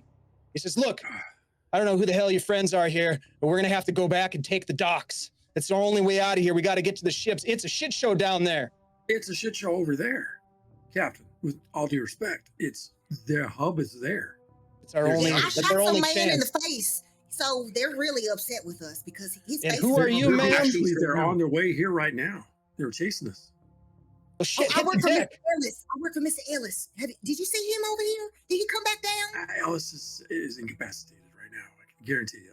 Ellis was making some sort of a deal with their leader down in the atrium last I saw. He already got that far. I don't know what happened, but I'll tell you what, we've got to take the docks. We've got to get on a ship and we've got to get out of here. There's something loose down there and it's tearing people up. oh shit, here they come. And you watch as these three individuals, including Dwayne T. Robinson, they bust down towards Dan's Galaxy hot dog stand and they take cover. What do you guys do? Cap, give me a firearm. Give me your sidearm. I got nothing. He takes his can of mace off of his belt and just rolls it across the floor towards you. I Best I have can do, that. boy. Do we want to be a part of this fight, or maybe the kids have been safe, so maybe we can go follow them into the walls? Miss Horn, I believe you have the right, at least the right direction. Wherever they're hiding, they're not getting hit right now, but that may not last long. Okay, look, So I think we just. Wesley, there's something. The captain said there's something loose out of the lab, and we know kind of what that is. Everybody give me a body save, starting with Custer. As small arms fire erupts down the hall in your direction. Custer, body save, please. Yeah, well, that's not going to do me any good because I suck. Come on, you can do this. A 30. You can do this. 79. How about that? I can do that. Oh man, your stress goes up to You 10. totally beat that number, I believe. Kay. Sorry, Jesse. 10. It's actually a 0, and that's a critical success. So as a critical success, what would you like to do with that, Jesse? Yeet the cat. Eat the cat? No, I couldn't do that. I want to hurt the cat. I am going to open my. I imagine I have my tuba and I have my lunchbox strapped to it, and I pulled it out. I realized earlier that it was my kid John's lunchbox. I took the wrong one to work, and I know he's a prankster. I open it. There's ball bearings. I toss them out.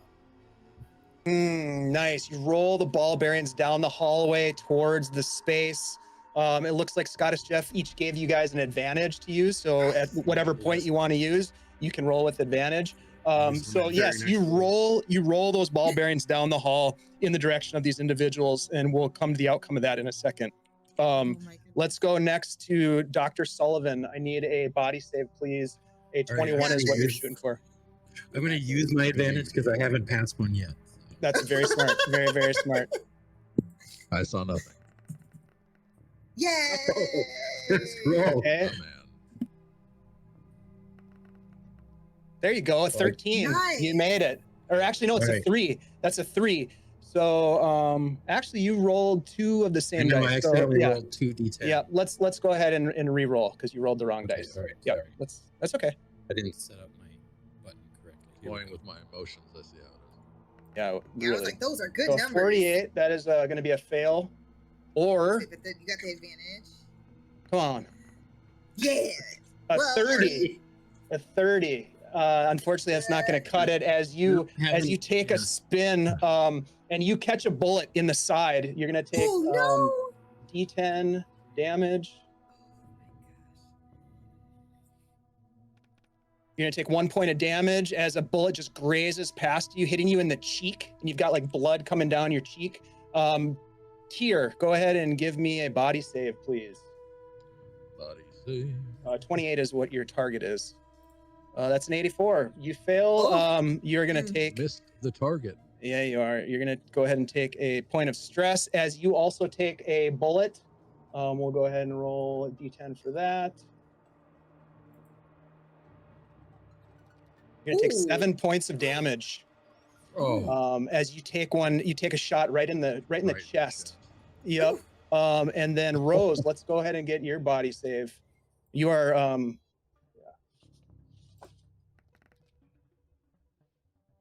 Oh.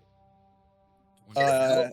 It's just 29. over. Oh no. So you will take a point of stress and also a damage as well, unfortunately.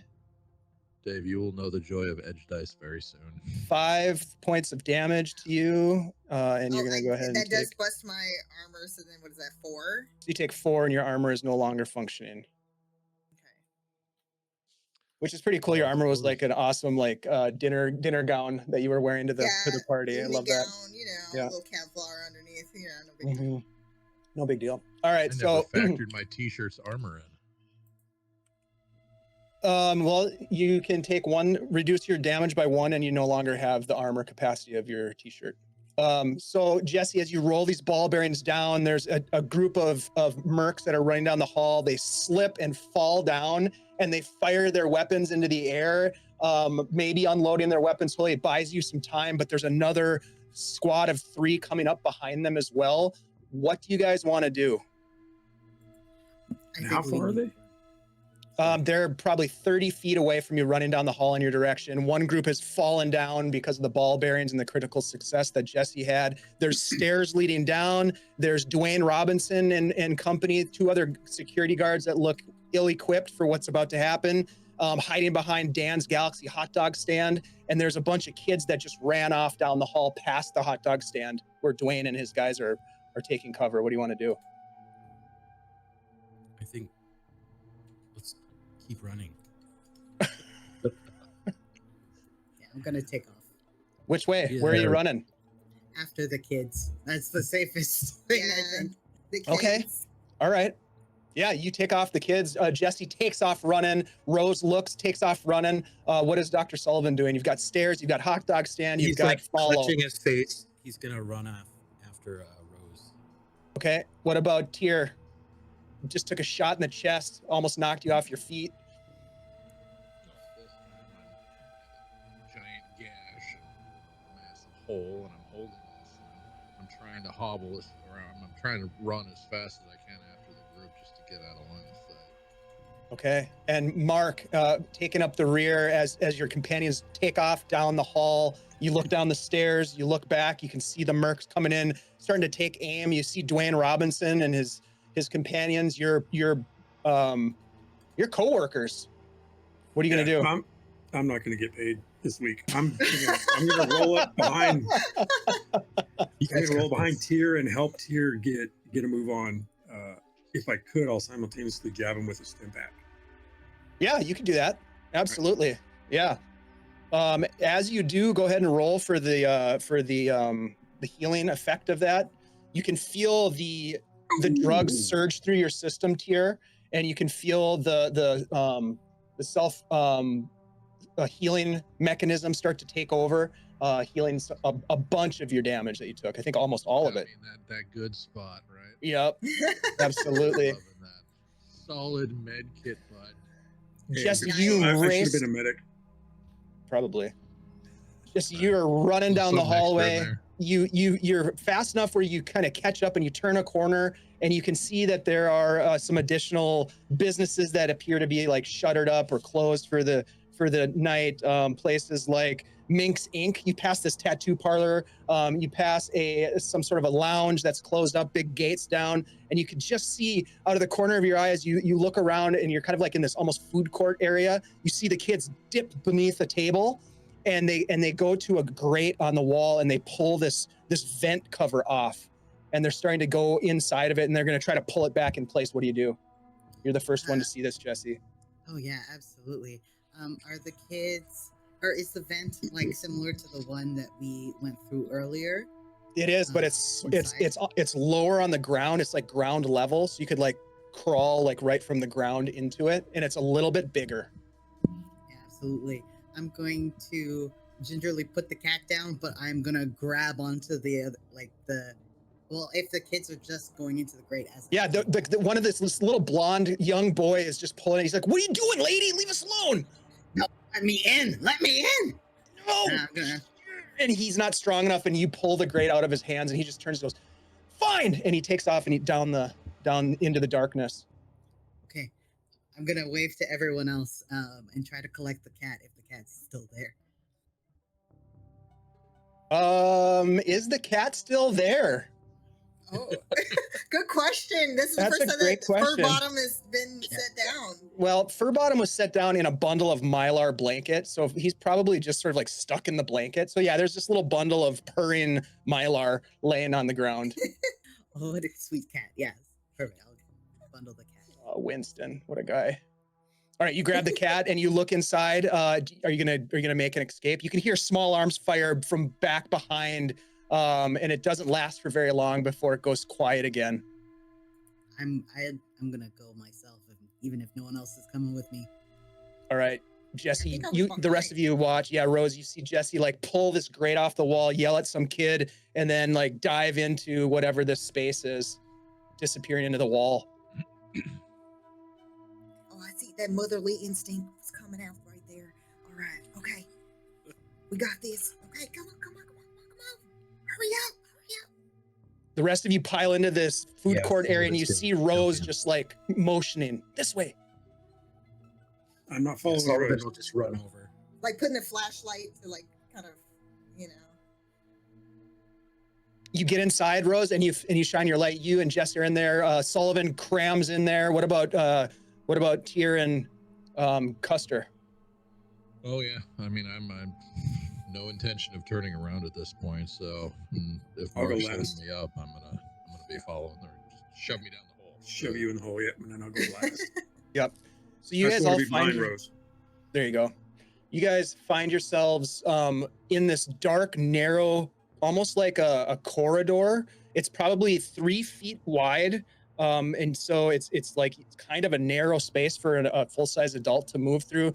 There are cables and there are vents and ducts and it seems to be like probably like the maintenance sort of access to many of the infrastructure that power the system, whether it's the waste disposal or the power supply or whatever it might be. There's sort of like this damp, almost like humid air inside of the space, and it kind of smells like grease and oil. And you can see these kids that are standing there, Jesse, as you come in. There's this little blonde kid who's probably maybe about 10 to 12 years old. And then there's this tall, scrawny girl with denim overalls on. And then there's another redheaded kid with glasses, and they're just all looking at you. And the kid with glasses is kind of like, what do you want? And he kind of puts up his fist. Just hiding like you. You're gonna bring them all down upon us. Go somewhere else. This is our hiding space. Well, can you direct us to where are we going? I don't know. Where are you going? What is that? What is that? A cat? That's Hey, Mr. Winston. yeah, they got a cat. Yes, it's a sweet little thing, just like you all are. You know, we're just passing through, and guess what? Because we're a little bit bigger than you, and we got some bigger items that you should not ever use. Trust me on this. Don't ever use any firearms or anything unless you are licensed to use one. And then, like, you know, basically, like, she does like this, like, because she knows that she's not licensed. Anyway, yes. Where does this lead? The girl with the Oshkosh on, she's like, can I see the cat, please? You know, I will let you have an exclusive VIP session with Mr. Winston Furbottom if you give me the information that I need, my dear. Is it a real cat? Of course. And then, like, basically, Rose will scritch Mr. Furbottom in the area that would allow for the most purring. He just, let's just say he unfortunately it is a saw cat. some bad things, and he's a little matted right now. He's usually much prettier.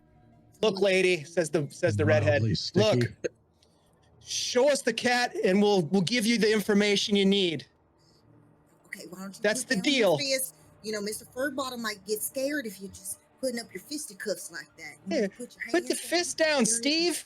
You don't need to scare the cat. All right. Sorry. Nice and easy. Mrs. Horn? Mrs. Horn? I'll reveal the cat. Oh, he's covered in blood.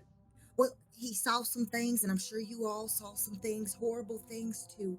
Unfortunately, a victim of circumstance. All we saw, lady, was a bunch of adults being assholes.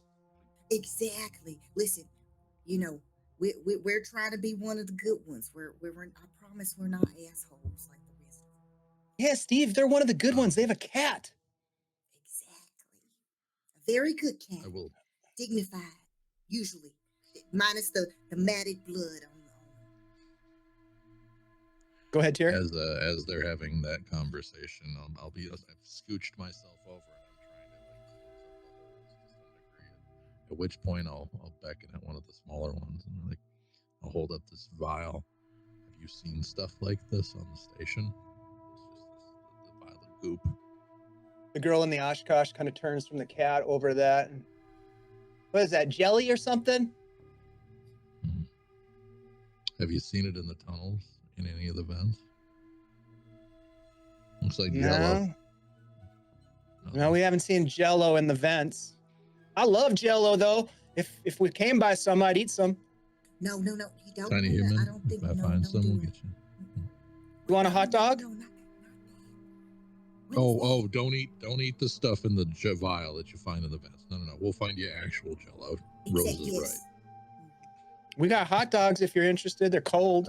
I forget. Sullivan will Tiny take hot humans. dog. Of course. They're tiny humans. Here you go. tiny Hand one humans. to him. And then you kind of like, as you take it, you kind of like, Is there? It's like Where do stress these- eating. Where's this tunnel lead?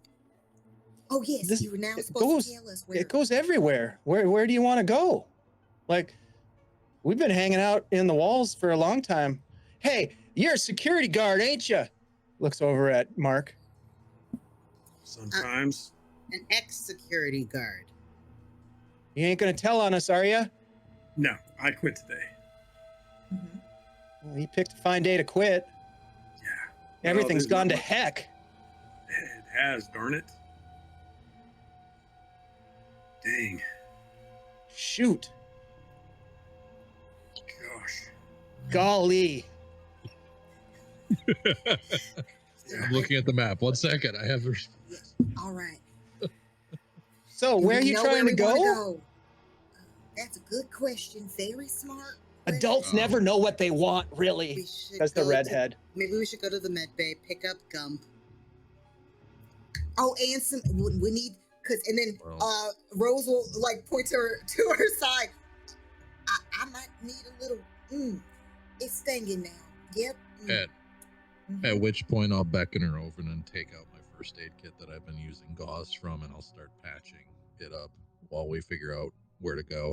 And I will thank casually you. recommend we either need to go towards the med bay or we need weapons and more people. So I have- probably security. Yeah, I'd like to go there. I have a question for Leslie and Greg. Your captain, Josie, you said something about the captain, but I heard that the captain was sick when you all got here, and I'm not feeling really good about that. Hopefully he's better now, but Oh, sure. And You know what? I'm going to take out my panic manual, my panic survival manual, and I'm going to turn to page 37. And I'm going to remind myself what to do when a soldier panics. I'm not feeling very well right now, excuse me, and I'm going to reduce the point of stress. Nice. Oh man. That drops you down to a Smooth. 9. You're out of the double digits. kids, I think we're gonna go to the med bay. Let me just say one more thing, and hopefully we'll make a decision. So, Dr. Sullivan, Tier, I was hired to audit you. There were some discrepancies, right? Well, while I was doing an investigation, I found flight logs, and we went towards the capsule with the refugees on purpose. And I don't know if either of you know anything about that. I know you're trying to hide other things from me, most likely, but do you know why we would have headed toward there on purpose? At this question, I'm going to have both Sullivan and Tier give me a fear check. Nice. Meanwhile, So as Sullivan I'm will start reading, with I you. hear something about, I hear the pressure coming from Jesse and the I like that implications, and I'm just like, any soldier will not be Sorry, that afraid was messed up. in the field. And I'm just saying it in my drill sergeant's voice back from boot camp. And the soldier will stand tall and remember his duty. See, you guys, this is a good example of what being an adult is like. You need to make sure you take care of your mental health. Okay, a mental Y'all are crazy. important. Sullivan, No, this helps you so you're start not to crazy. sweat. You start to sweat as Jesse starts, like, almost, you feel like suddenly the room is really small. I mean, it's already small. You're being interrogated. Your stress level goes up. You start to sweat. Tyr, you don't sweat. You're cool as a cucumber at this point, even though What do you mean? even though you know I don't know anything that- about that. Miss Horn just has spotlights that just show up out of nowhere behind you. See, this is what happens when you don't take care of your mental health. It's very important. And someone who's in a part of the, health services should know better. Unfortunately, this I'm one does working not. on your side again. I'm trying not to poke you mid. Ow! Oh, gentle. I know that you're made of nuts and bolts and everything else, but gentle, please. I'm not made of the same material. Not as, durable. What is the reaction? Like, what am I getting from it? Is this suspicious to me? Should I make a roll to see? I think you see Dr. Sullivan sweating bullets and super nervous at the line of inquiry. Tyr doesn't seem to like pay a whole lot of attention as he's busy. But Sullivan is looking very guilty of something. Okay. Sullivan, what's going on? I have no idea why the ship would have gone straight to the pod. I mean, we got a distress signal, right? Did we? Who heard the distress signal? I mean, I wasn't flying it. I was just in my lab. We go places and I do my work and I don't plan the routes. Sorry, folks. I just choked on my own tongue. Oh, good God. 3-minute questionnaire and I'm dying over here. Sorry. Oh, sorry. Yeah. So you sorry. Dr. Sullivan is explaining his fear. Is that what I missed? Okay, pardon. Yeah, I mean, and I don't handle the books or anything. I mean, I don't know anything about that. I just drop off my samples. He's the matter now Jesse. anyway? Jesse is a trained auditor. You know he's lying Miss Horn. about A something. lot of the research Dr. Sullivan does is classified work. I Mr. can look into Who? the logs for you and find out what's going on. It's all proprietary for him, so he doesn't share a lot. I'm sorry if he's nervous.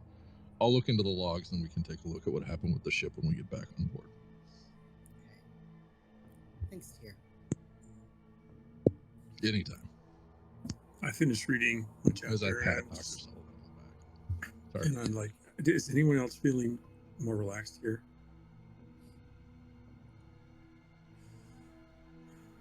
Like maybe we just wait No. here until some. That's unfortunate. I don't think we need to. We can't stay in one spot. We need to get moving. We either need something to combat this, or we need to get the shit out of here. Because based on the amount of creatures that were coming out of that vent after us, I can't handle it. This is not part of my directive, and this was not our goal. Let's move on. Let's go to the armory. Let's go to security, and then we can go to the med bay, and we can find our way to your ship if we have to. Or do we want to split up? No, we don't, because we need more people carrying stuff. We need, this is our little platoon here, and I'm gonna feel a lot better if I have a gun in my hands because this is the situation for it. Y'all have guns? It's a The redhead kid steps forward. He's like, "Yeah, could I get one of those?" we Now, don't. remember what I said about you have to be licensed in order to carry certain machinery. We don't have And then it anyway. The wink, you like know how she to starts get to winking at weapons. everyone except Lady. for the kids. I don't know if you've ever heard of modern warfare, but I play that thing hours a day. I know how to shoot a gun better than anybody. Yeah, it's true. He's got the high score on station. It's a lot different in a Modern Warfare simulation versus 5000. real life. Trust me, Oh, is it? it is. Well, look, Kids. we're not hanging around with you and getting ourselves killed. So if you need information, you better ask for it quick, because we're getting the heck out of here. Okay, so who led us in the direction of all of the violence originally? Which one of you? Well, I mean, we were trying to get to the docks.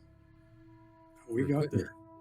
Adults are gonna get themselves killed, probably us too. Yeah, I know it. That was I the know worst they place are. to go. I mean, there are probably going to be more of them at the security station too, right? Yeah, I think that we should go to the medical bay. Hey, Dr. Silverman, did you see your ship over there when we were at the docks at all? Is it even there? Yeah, Dave, would our ship have been in the docks or was that somewhere else? We have no Dave's idea.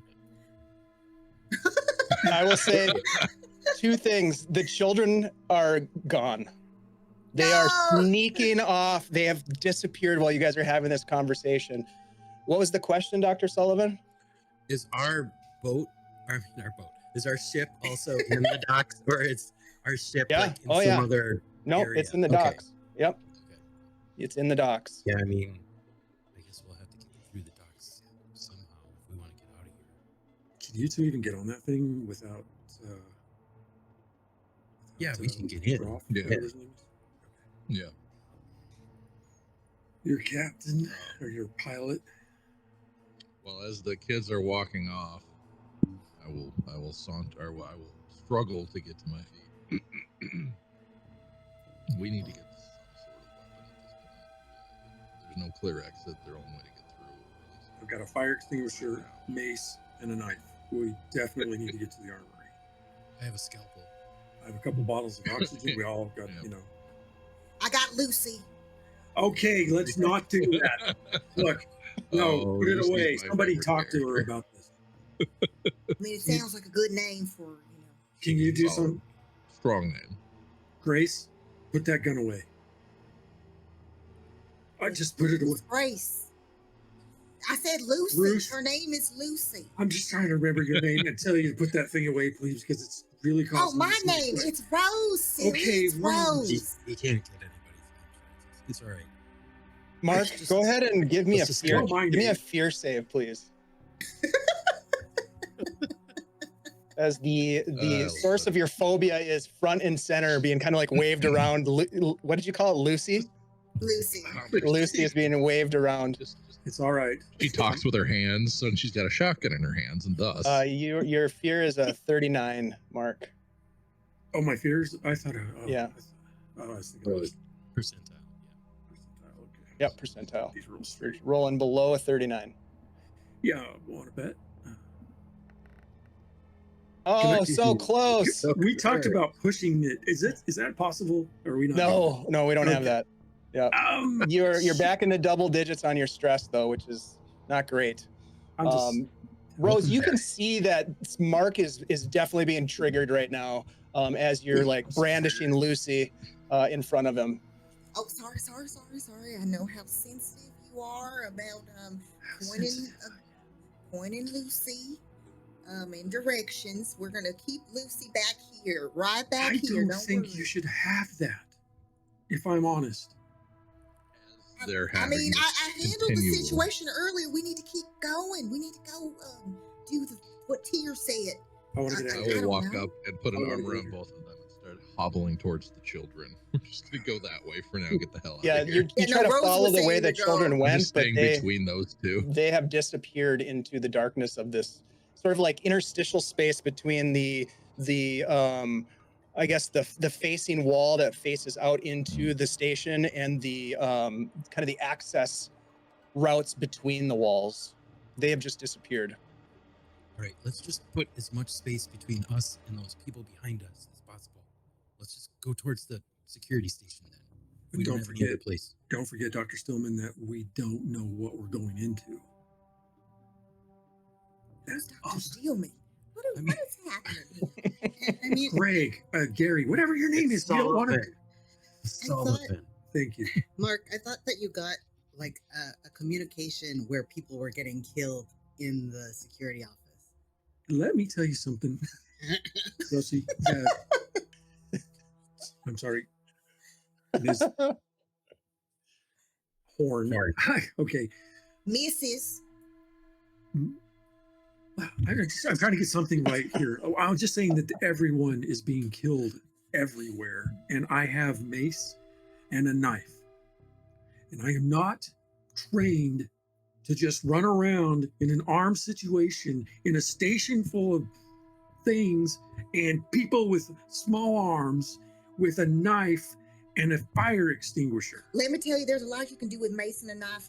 The girls at the club, never mind how I understand that. But I'm just saying that it comes in handy and you can use both efficiently. Heads up, we might have had Dave drop. Oh, he's back. I'm here. Welcome back. I'm just not really feeling confident about it. And I think that's where we need to go.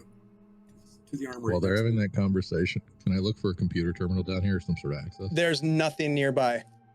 We're just walking pretty much at this point in the direction, whatever. Well, we're kind of scooting, right? Because we're not bad. Yeah, I mean, you can stand upright in here. It's just a very narrow space. So you're sort of like going around. You have to duck beneath like big, huge cable bundles, circular metal vents and things like that that house whatever it might house for the infrastructure for the space. So you're sort of making your way. It's almost like a maze of this, utility tunnels basically that go around the exterior of the station.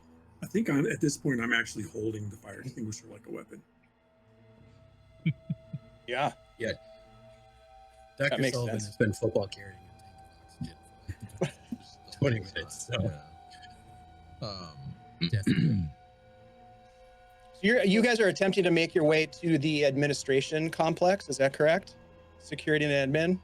Okay. I think that's the idea, and I also want to remind everybody as we start moving, whenever we hear the combat over Mark's camera or Mark's radio, we watched that happen in the med bay. No, that was the health. That was health tech. Health tech. So that's a little bit further down from Medbay. Yeah, so there's a chance whatever is moving around down there is going to intercept us. So look for anything you can anywhere. Grab something.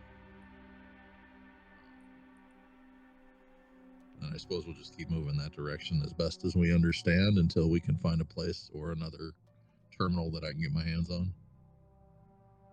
Makes sense.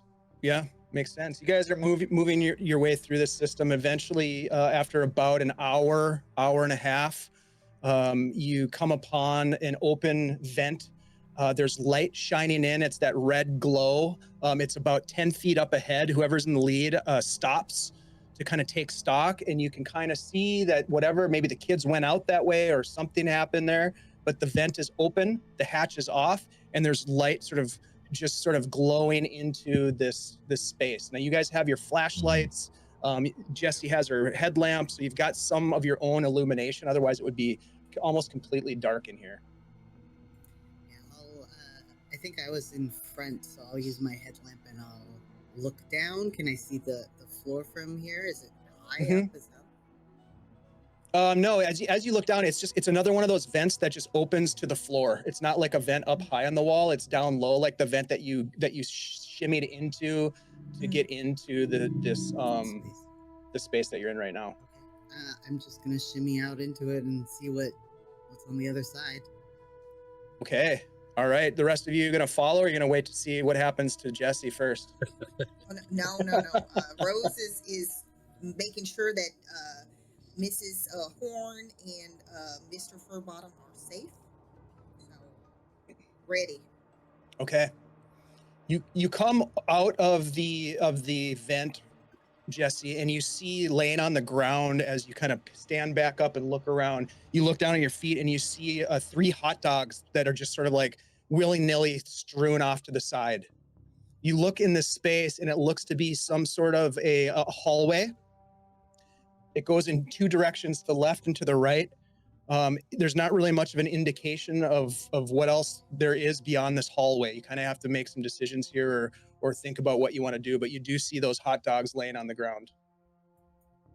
I'll say, well, Dr. Sullivan, another snack for you. I have had enough, thanks. Okay. Mark, Are there any signs or anything like room numbers? You hear a gunshot. Single fire shots. Mark, you would say that it probably, and maybe Sullivan might get a sense of this too with your military background, that it's probably a revolver of some kind. How far? Not far, just down the hall to the left. Let me through. I can't help them. No, What is Jazzy, that? get out of the way. Let me through. Yeah, Sullivan will move out. Oh, All right. I'm off to the side. Mark, you lead the way down the hall with maybe the others following you, maybe hanging back a little bit. And as you turn the corner, you see two security guards, two of your companions that are firing shots into the darkness up ahead. The lights have been shot out, so it's dark down the hallway. One of the guys is Al Powell, and he's just with the revolver. Come on, fall back. And he's kind of As they backing fall up, back. and then he turns and says, Custer, what the hell? What are you And he shooting comes at? around What the are you corner. shooting at? He's reloading his revolver. There's some sort of creature down there. Oh, no. It's big.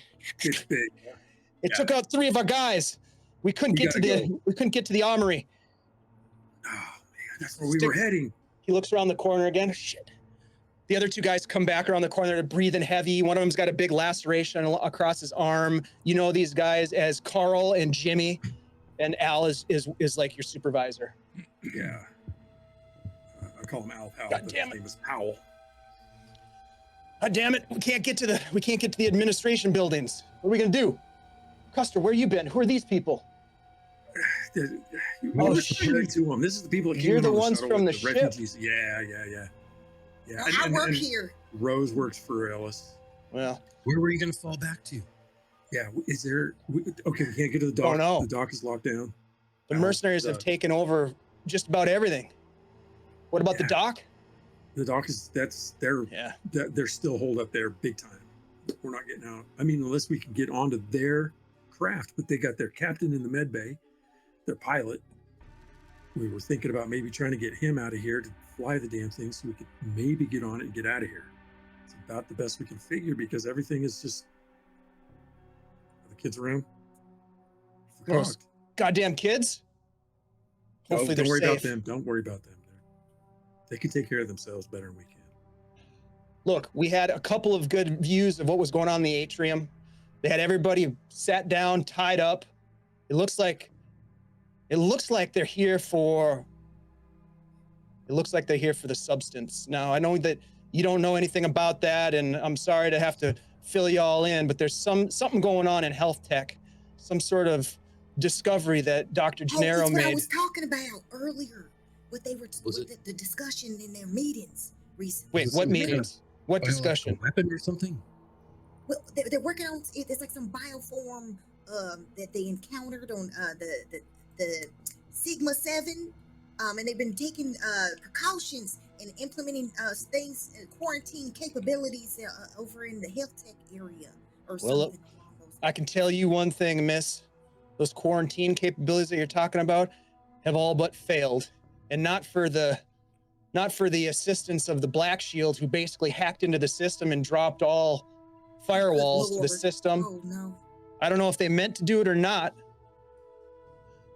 Well, it has There's- something to do with that doctor who was supposed to be handling everything and making things better for the big wigs up top. Gennaro ain't handling nothing anymore, miss. He's gone. Is there any way we can seal it down there? Like, shut the doors? We have to get into admin. We'd have to hack the Black Shield program. I mean, we were trying to get to Administrator McLean. McLean's still in there, I think. Good luck to her. Hey, by the way, I'm sorry, but I'm quitting today. Once this is all Right now? Well, no, I'm In the still middle of with you. all this? I thought you Al, I had. like you. No, I like you. I mean, if we didn't work for you, we probably would have been friends. But I just want to tell you that This is real bad timing, Mark. I just wanted to let you know. It's been Well, I on my mind. appreciate that. I mean, Yeah. thanks for letting me know. Usually people give 2 weeks. Yeah, I I mean, mean, to be minimum. honest, you should have gave it like Circumstances. another year on your resume. It looks better if you stayed at Yeah, least, I mean, at least 2 to 3 years. You ain't going to be able to use me as a reference anymore, Mark. I apologize, but I'm not going to be able to provide a reference for you. I'll tell you what, if we get out of here alive, maybe we can do job searching together, because I don't know if either one of us is going to have a job by the time this day's done. And by the way, as much as I love Career Day, there's a creature down the hallway. Right, I was just going to say that. Al, maybe we should go to the med bay, guys, get your gump out of there and see if we could maybe steal the craft that these Black Shields think they're going to get away on, because I don't know if they all drove over here together agreeing that they were going to die. And Rose shines the flashlight in the direction of the hallway with it, where it's all dark. And I'll follow suit. Just like you guys all staying there, not moving, but just trying to see how close this thing is. So in this very cinematic moment, you shine the light down the hallway, kind of poking your head out the corner. Tyr does the same thing. Anybody else that turns to look down the hall, including Al Powell with his revolver, he looks around the corner, and you all kind of look into the darkness. And as you shine, you see this writhing mass of tentacles, just sort of like down at the end. You can't really make out any sort of form behind them, but tentacles. And Al's like, holy shit. And at that moment, this tentacle comes flying across the hall, wraps around his head, and pops his head right off as he fires one last shot from the revolver, drops to the ground. Another tentacle comes out, grabs his leg, and drags him at like 35 miles per hour down the hallway, and he disappears into the darkness. I need everyone to make a, let's go ahead and let's do a fear check. Now, a fear save. If you fail the fear save, you're going to also make a panic check. So let's go ahead and start with Sullivan. Sullivan, go ahead and make a fear save for me. Your target is a 23. No. Come on, doctor. I'm again. Sorry, guys. I'm an android. 72. All right. So you're going to take a point of, yeah, it's disadvantage. Go ahead and roll again, Andy. Hopefully you don't get a crit fail. Well, you can get a crit fail. All right, that was better. All right, so you are now at 12. However, Armin just subscribed. Thank you very much, Armin. Everybody's stress is going to go down by 1 for the subscription. Oh, yeah. Armin, I thank you for that. What I'm talking about. I do need you, however, Doc, to make a panic check. Let me hit the panic button here. You're going to roll a d20, and you're going to try to roll beneath a 11. Or excuse me, above an 11. That hockey buzzer that. Ooh, nice little effect there. Panic. Yeah. Doc, I need a panic roll, please. D20. You're going to try to roll above an 11. D20? Yep.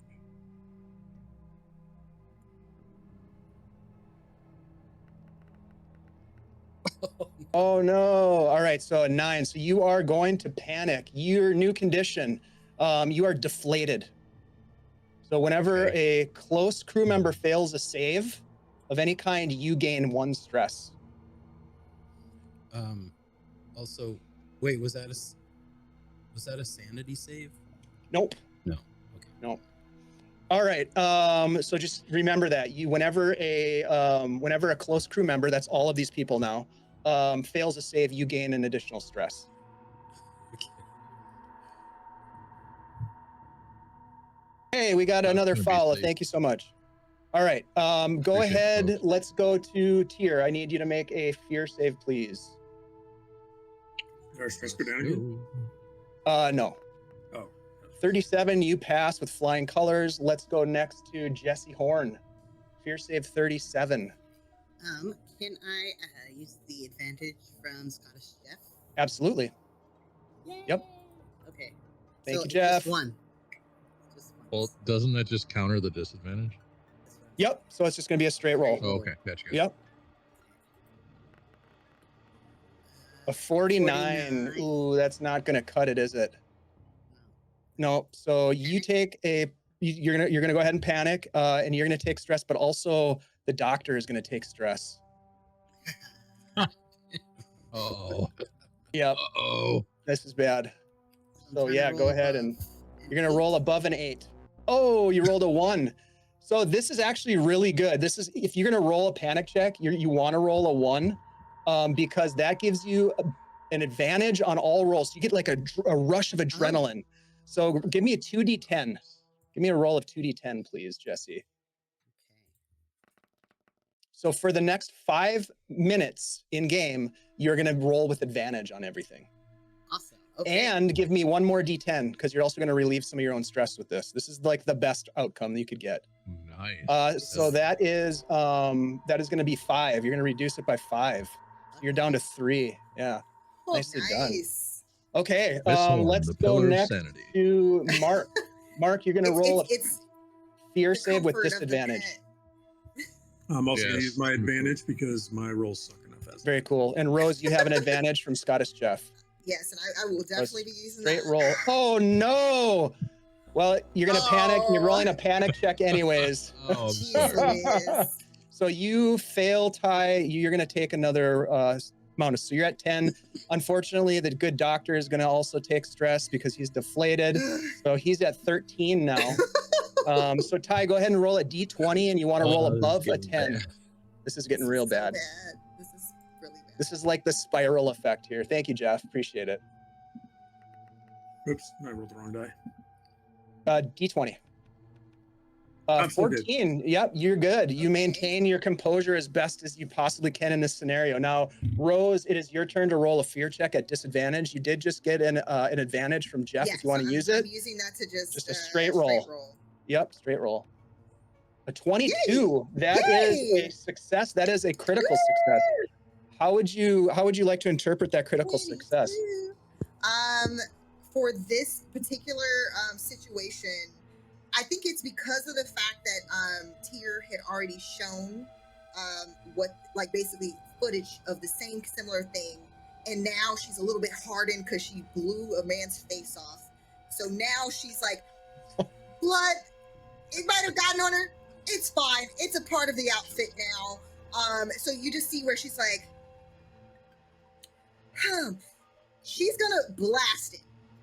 Okay. Immediately. She's gonna just and just try to like shoot to try to like make sure that it does not try Hell to yeah. come. So Rose, This is you step out into the hallway with the shotgun and just unload. You're gonna use, how many shots are you gonna fire?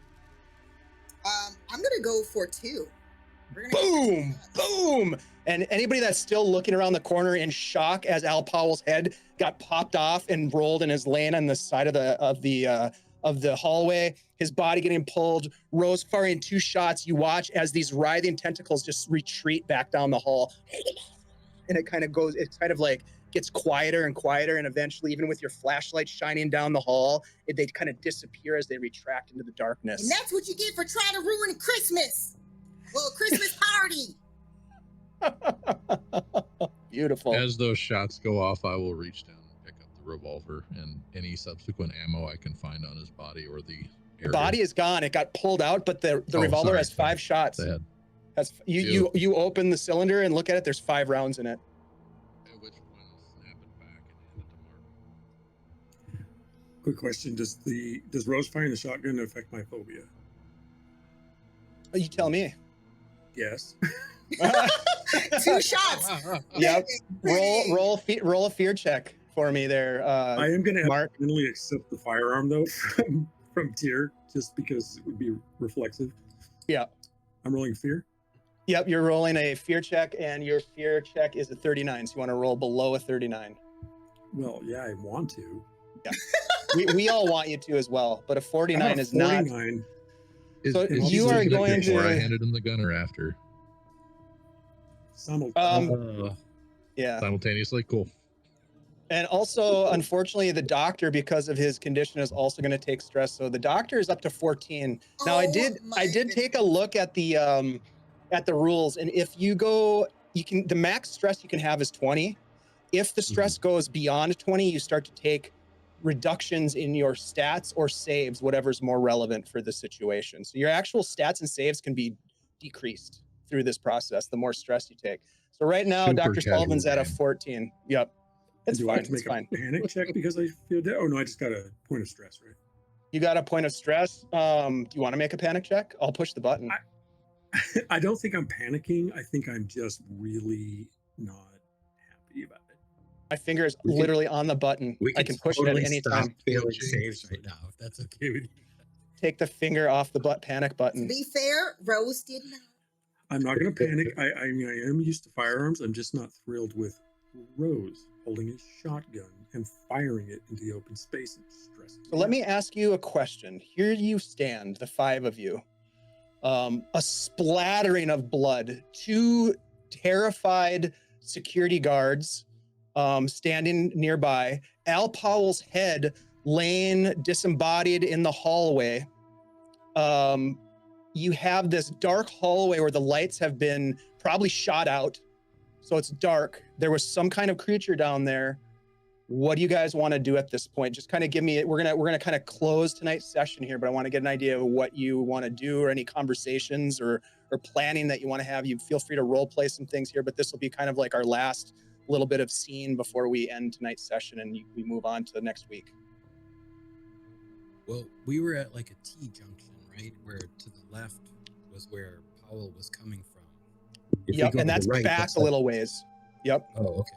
yep. So if we were to go the other way, could we keep running in a certain direction? You could. You don't know. You, Dr. Sullivan, don't know where that goes, but it definitely goes another direction. That would not be running into the darkness where this creature is. Yeah, But you also away from know it. that where that creature was down that dark hallway is where the administration and security building is, and that's where the armory and Administrator McLean and other things are. The brig, the vaults, contraband, lockers, etc. Wait, we still have those canisters of oxygen, correct? Yeah. We Now, we have Doctor, oxygen. okay, Doctor, correct me if I'm wrong. I've been learning a few things on the job. If we were to roll that thing of oxygen down there and shoot it, doesn't it do something to like infectious things? And if this is like a parasite or something that should have been quarantined, wouldn't that Well- then affect that beam and possibly blow it up or something? Yeah, I mean, it would explode. Yeah, Exactly. it's flammable. Fire. Highly flammable. Highly flammable. If we put them all, just roll them down. Pop, pop, pop. You got, Mr. Custer, you got that gun. I need to save this one shot.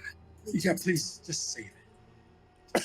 Hold You on. got enough. hmm Yeah, I got it. I mean, it's a crazy idea. I'm just saying. Oh, that's actually why I grabbed these canisters. I just forgot that we had them. That's a really good idea, Ruth. You're really good at your job. It's Rose, darling. You know, you need to get that doctor. You might need to examine him after it. Maybe it's the trauma. I'm not that kind of doctor. Oh, sorry. Yeah. What kind of doctor are you, Dr. Sullivan? I'm an exobiologist. I study alien life Don't say that right and now. Where'd you get the alien life? viruses and diseases and stuff. Who's your supplier? Oh. Well, We go out and find it. And then we send it back to the university. Oh, why don't we just roll these things and then start shooting, huh? Yeah. As they're having this conversation, I will go over to the security guards and start talking. Hey, you saw what just happened. Come with us. Hell yeah, we did. We need to get armed. Powell's dead. There's there. Yeah, he's dead. Yeah. We just Carl. came from the docks. That's where they came in, and that's where their stronghold is. It's the only way off this boat. We got to go find something to fight with. hey, We're Carl, sticking with Jimmy, you all. Help us shoot at these canisters. We're gonna. Are you Got just it. rolling them down the dark hallway and shooting at canisters? Yes. Should Oh, we draw that I point the thing flashlight out? for you. Should we try to should draw save that until thing we- out? We know it'll work. Well, let's I mean, we use the have- head. And Rose picks up the guy's head. This should be bait enough, right? Hey, I pay tentacle no- man. I pay no know if attention that's because what I it don't wants. understand humans. I'm gonna choices have- in a lot of cases. I want anyone who believes this to be the case to make a sanity save right now for me, as Rose is holding the disembodied head of Al As Powell. bait. As bait. Definitely Mark Custer. I'm thinking Jesse. I'm thinking Sullivan, and maybe Tier. I don't know about Yeah. Tier, but At that point, I will be like, "Look, folks, we don't want to fight this. Is that We you? have- Okay, How many that's rounds in your 57. shotgun? How many No, rounds in your we're shotgun? How not many doing. rounds in the We're gonna pistol? blow it up. Blowing up things will end the problem. I promise. all right. Hold on a second. So Kay, Jesse failed. Oh boy, you guys all failed. So first of all, this is what happens: is you, Jesse, the sanity, the insane situation has finally hit you. You take a point of stress. Unfortunately, because of the doctor's situation, he also takes one. The doctor then goes ahead and also takes a point of stress, failing the stress save, or excuse me, the sanity save. These should all When be I probably at fail- disadvantage as well. Or no, that's with fear saves, actually. That's not with That's When only the fair. sanity. Yeah. When a scientist fails the sanity save, all close friendly players gain 1 stress. Okay, so everybody, this is awesome. I love this. This is where it gets so funny. So everybody is going to take an additional point of stress, including Rose. 16. Come on.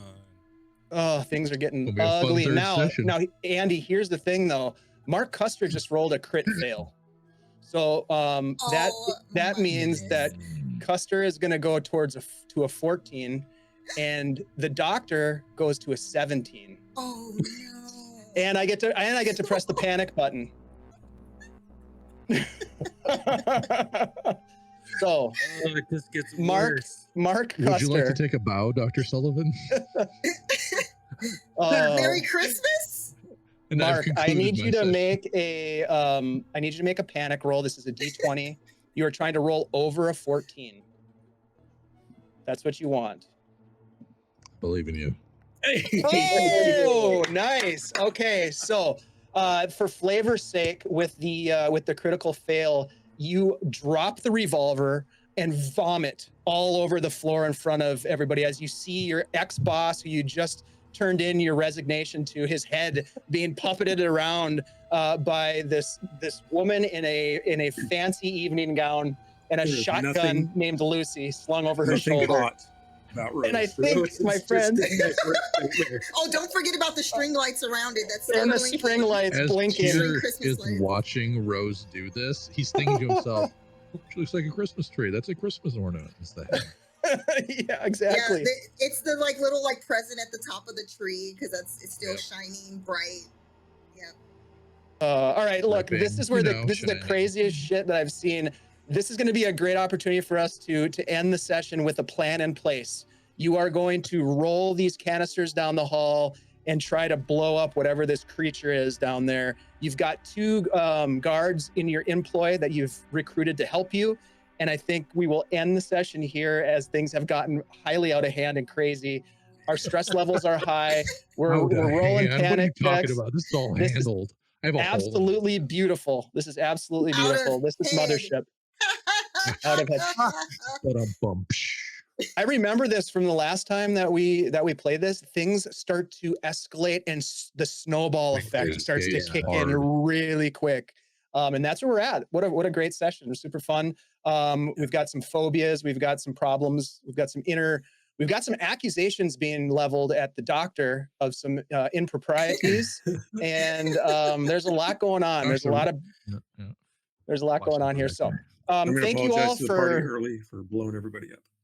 It's about to happen next I week. mean, to be fair, Rose was all about Tune in this. next week for the explosions in Hardlight Station. Thank you guys for playing. Thanks everybody for hanging out with us. Thanks for dishing out some advantages. Hey, Phoenix And the Wacky, raid. thank you so much for the raid, you guys. I'm so sorry that we're just about to end, but you can catch this session on VOD. This is the second of 3. We'll be back next Tuesday to wrap up this 3-parter. I'm eternally grateful to these awesome people on the screen here who have thrown their hats in the ring to play some Mothership. It is a fun and brutal game. I hope you're all enjoying it as much as I am. It's fun to watch you all just backpedal and freak out when this stuff happens. It's really great. Thank you all for being here. If you like what we do, please consider following the channel. And if you're a follower, consider subscribing. With your help, we get to continuously improve our game. We get to do things like bringing in better music and better visuals. And that's what we're trying to do here, is just have a fun game that looks and sounds and feels really fun for everybody, including you. So without further ado, I'd like to go around the virtual tabletop and have my friends reintroduce themselves to you. I'll drop some links in the chat so that you can find them and see all the cool stuff that they're doing. Let's go ahead and start with Kay. Kay, thank you so much for being here. I love Jesse Horn, by the way. I love Jesse. Awesome. She yelled at some kids. Everything's and she's Yeah. not as stressed as everyone else. Surprising. Which is interesting, yes. Yeah. She's seen some stuff with her children too, I guess. That's But true. anyway, happy to be here. The Thrilled. steeled soccer mom. Oh, yeah. Exactly. She's seen everything. Thrilled that Udahime joined us. Thank you so much. I'm Kay. I'm doing Fat Cat Trivia, bi-weekly trivia. You can find me on Patreon and soon on Twitch. And thank you so much. I'm going to sleep so soon. I'm so excited. Well, you Thanks for earned it. hanging You out with earned us. a good rest after all the chaos. Thank you so much. We'll go to Josh next. Howdy, howdy. Thanks for playing or watching us, folks. You can find all of our stuff on eidolonsrpg.com. Our Patreons where you can find the core rulebook. And yeah, take a look at these wonderful Guild Superior folks playing House of Eidolons here coming up in a few weeks. Absolutely. I've got the promo piece up on the screen right now. On January 8th, we will be launching into a new mini campaign helmed by Penborough, one of the co-creators, along with Josh Paul, who co-created this system and setting. It's absolutely fantastic. We've got Nomi, Alan Henry, JRC, myself, and JD. It's going to be a blast. So very excited. You'll want to check that out. Those are going to be Wednesday nights Cyberpunk on January and February. Yeah, so cool. Let's next go to Dungeon Mr. Ty. Hey, thanks everyone for having me on the show and for letting me really screw up my life as Mark Custer. Powerhouse on the He's great. He's Powerhouse. great. It's just beautiful. I am AdventureSling.com, AdventureSling Productions, where we have podcasts and we are producing a new of Arden, the tabletop role-playing game using our own Fortune's D4 system in an Earthpunk fantasy setting to release upon the world very soon. Oh, yeah. Yeah. So that is what I'm working on right now, as well as those podcasts. Brand new episode for the Adventure Sling podcast is out right now, and I hope to have the Chronicles of Nephis episode 6 drop within the next week or two, and keep on rolling. So otherwise, I'll be back here next week. Ty, thank you so much. I know you're very, very busy with all these awesome projects. I can't wait to play some more New of Arden in the new year. Looking so forward to that, and I'm just really excited for you. It's such a great game. I can't wait to play more. Thanks for being here. Appreciate it. Let's go next to Andy, G3D. Hey, what's up, everybody? My name is Andy, also known as Andy G3D here on Twitch. Yeah, you can find me here the next couple Tuesdays playing Dr. Sullivan. You can see him fail every single fear and body check. He's in big trouble. Yeah. He just has an affinity for stress. The end is nigh, I think. Yeah, well, that We'll condition see. that he has is really rough. The deflated condition is really bad because every time someone else has to roll a fear check or fails a fear check, you take, or fails a check, you take stress, which is not great. But you know what? It couldn't happen to a nicer guy. It really couldn't happen to a nicer guy, Andy. So glad that you're here playing with us back on Tuesday nights. We'll be rolling back into some Greyhawk in the new year on Tuesdays, so you'll want to check back on that. We're kicking that off the first Tuesday of the new year, so looking forward to playing some more Greyhawk. All right, and then we're going to jump over to Udahime. Thank you so much for joining us and just getting in on the action. Really excited. It was fun to kind of drop the surprise on the crew, so thank you so much. No, thank you for having me. This is so much fun. I remember the first time you tried to check and see if I could be a part of a Mothership mini campaign, and I wasn't available. So I'm so happy that I could be a part of this one and with this amazing crew, and obviously play with you again. It's always a pleasure to be with this crew. Again, I'm Utahime, Utahime, Utahime Cosplay, pretty much everywhere except on the app formerly known as Twitter. You can find me at Brianna DeCosta there. I'm also on the Blue Skies and the TikToks and things like that. All of the things at Utahime Cosplay. As the name suggests, I'm a cosplayer. I'm also a host, so you will see me at 2 different conventions. One, very holiday related, so it's very on brand, Holiday Matsuri. So anyone who's in Orlando, Florida, that's coming up very soon, like next weekend. So you will see me there, and then also in January you will see me at Anime Los Angeles. That is my home convention. I'm super excited to be returning as host there as well. So yes, I will be very busy for the holiday season into the new year, but all good things and all nerd related, so we love it. But yeah, if you're into any of all of those nerd things, you can follow me on the socials. If not, that's fine too. Just love being here, rolling dice with you guys, or digital dice in this situation. Heck yeah. So happy that you're available. I always love playing games with you. And follow Udahime on all the socials. The link tree is in there. Just very entertaining, all the projects that you work on. Super fun to see all the great things that are going on in this community. This community is so fantastic. All of these people on screen are part of it. Everybody in the chat is part of it. We love you. We really appreciate it. We are going to sign off. I just want to say thank you to the creators of Dying Hard on Hardlight Station, specifically the author D. Kenny, who has inspired this stream. Obviously, it's based largely on, almost completely on, with some tweaks on that piece of content. Fantastic. There's all kinds of great third-party content for Mothership RPG out there. A lot of awesome creators. It's Mothership Month right now, so a lot of great things happening in the Mothership world, and we're just happy to be part of it. So we're going to sign off. Thank you, everybody. We're going to raid into our friends at Live from the Apocalypse, so stick around. I'm going to switch the screen over to the end screen, but we are going to raid. Stick around for the raid. Let's give them some good old-fashioned Guild Superior love. Thank you, everybody. We'll see you next week for more Mothership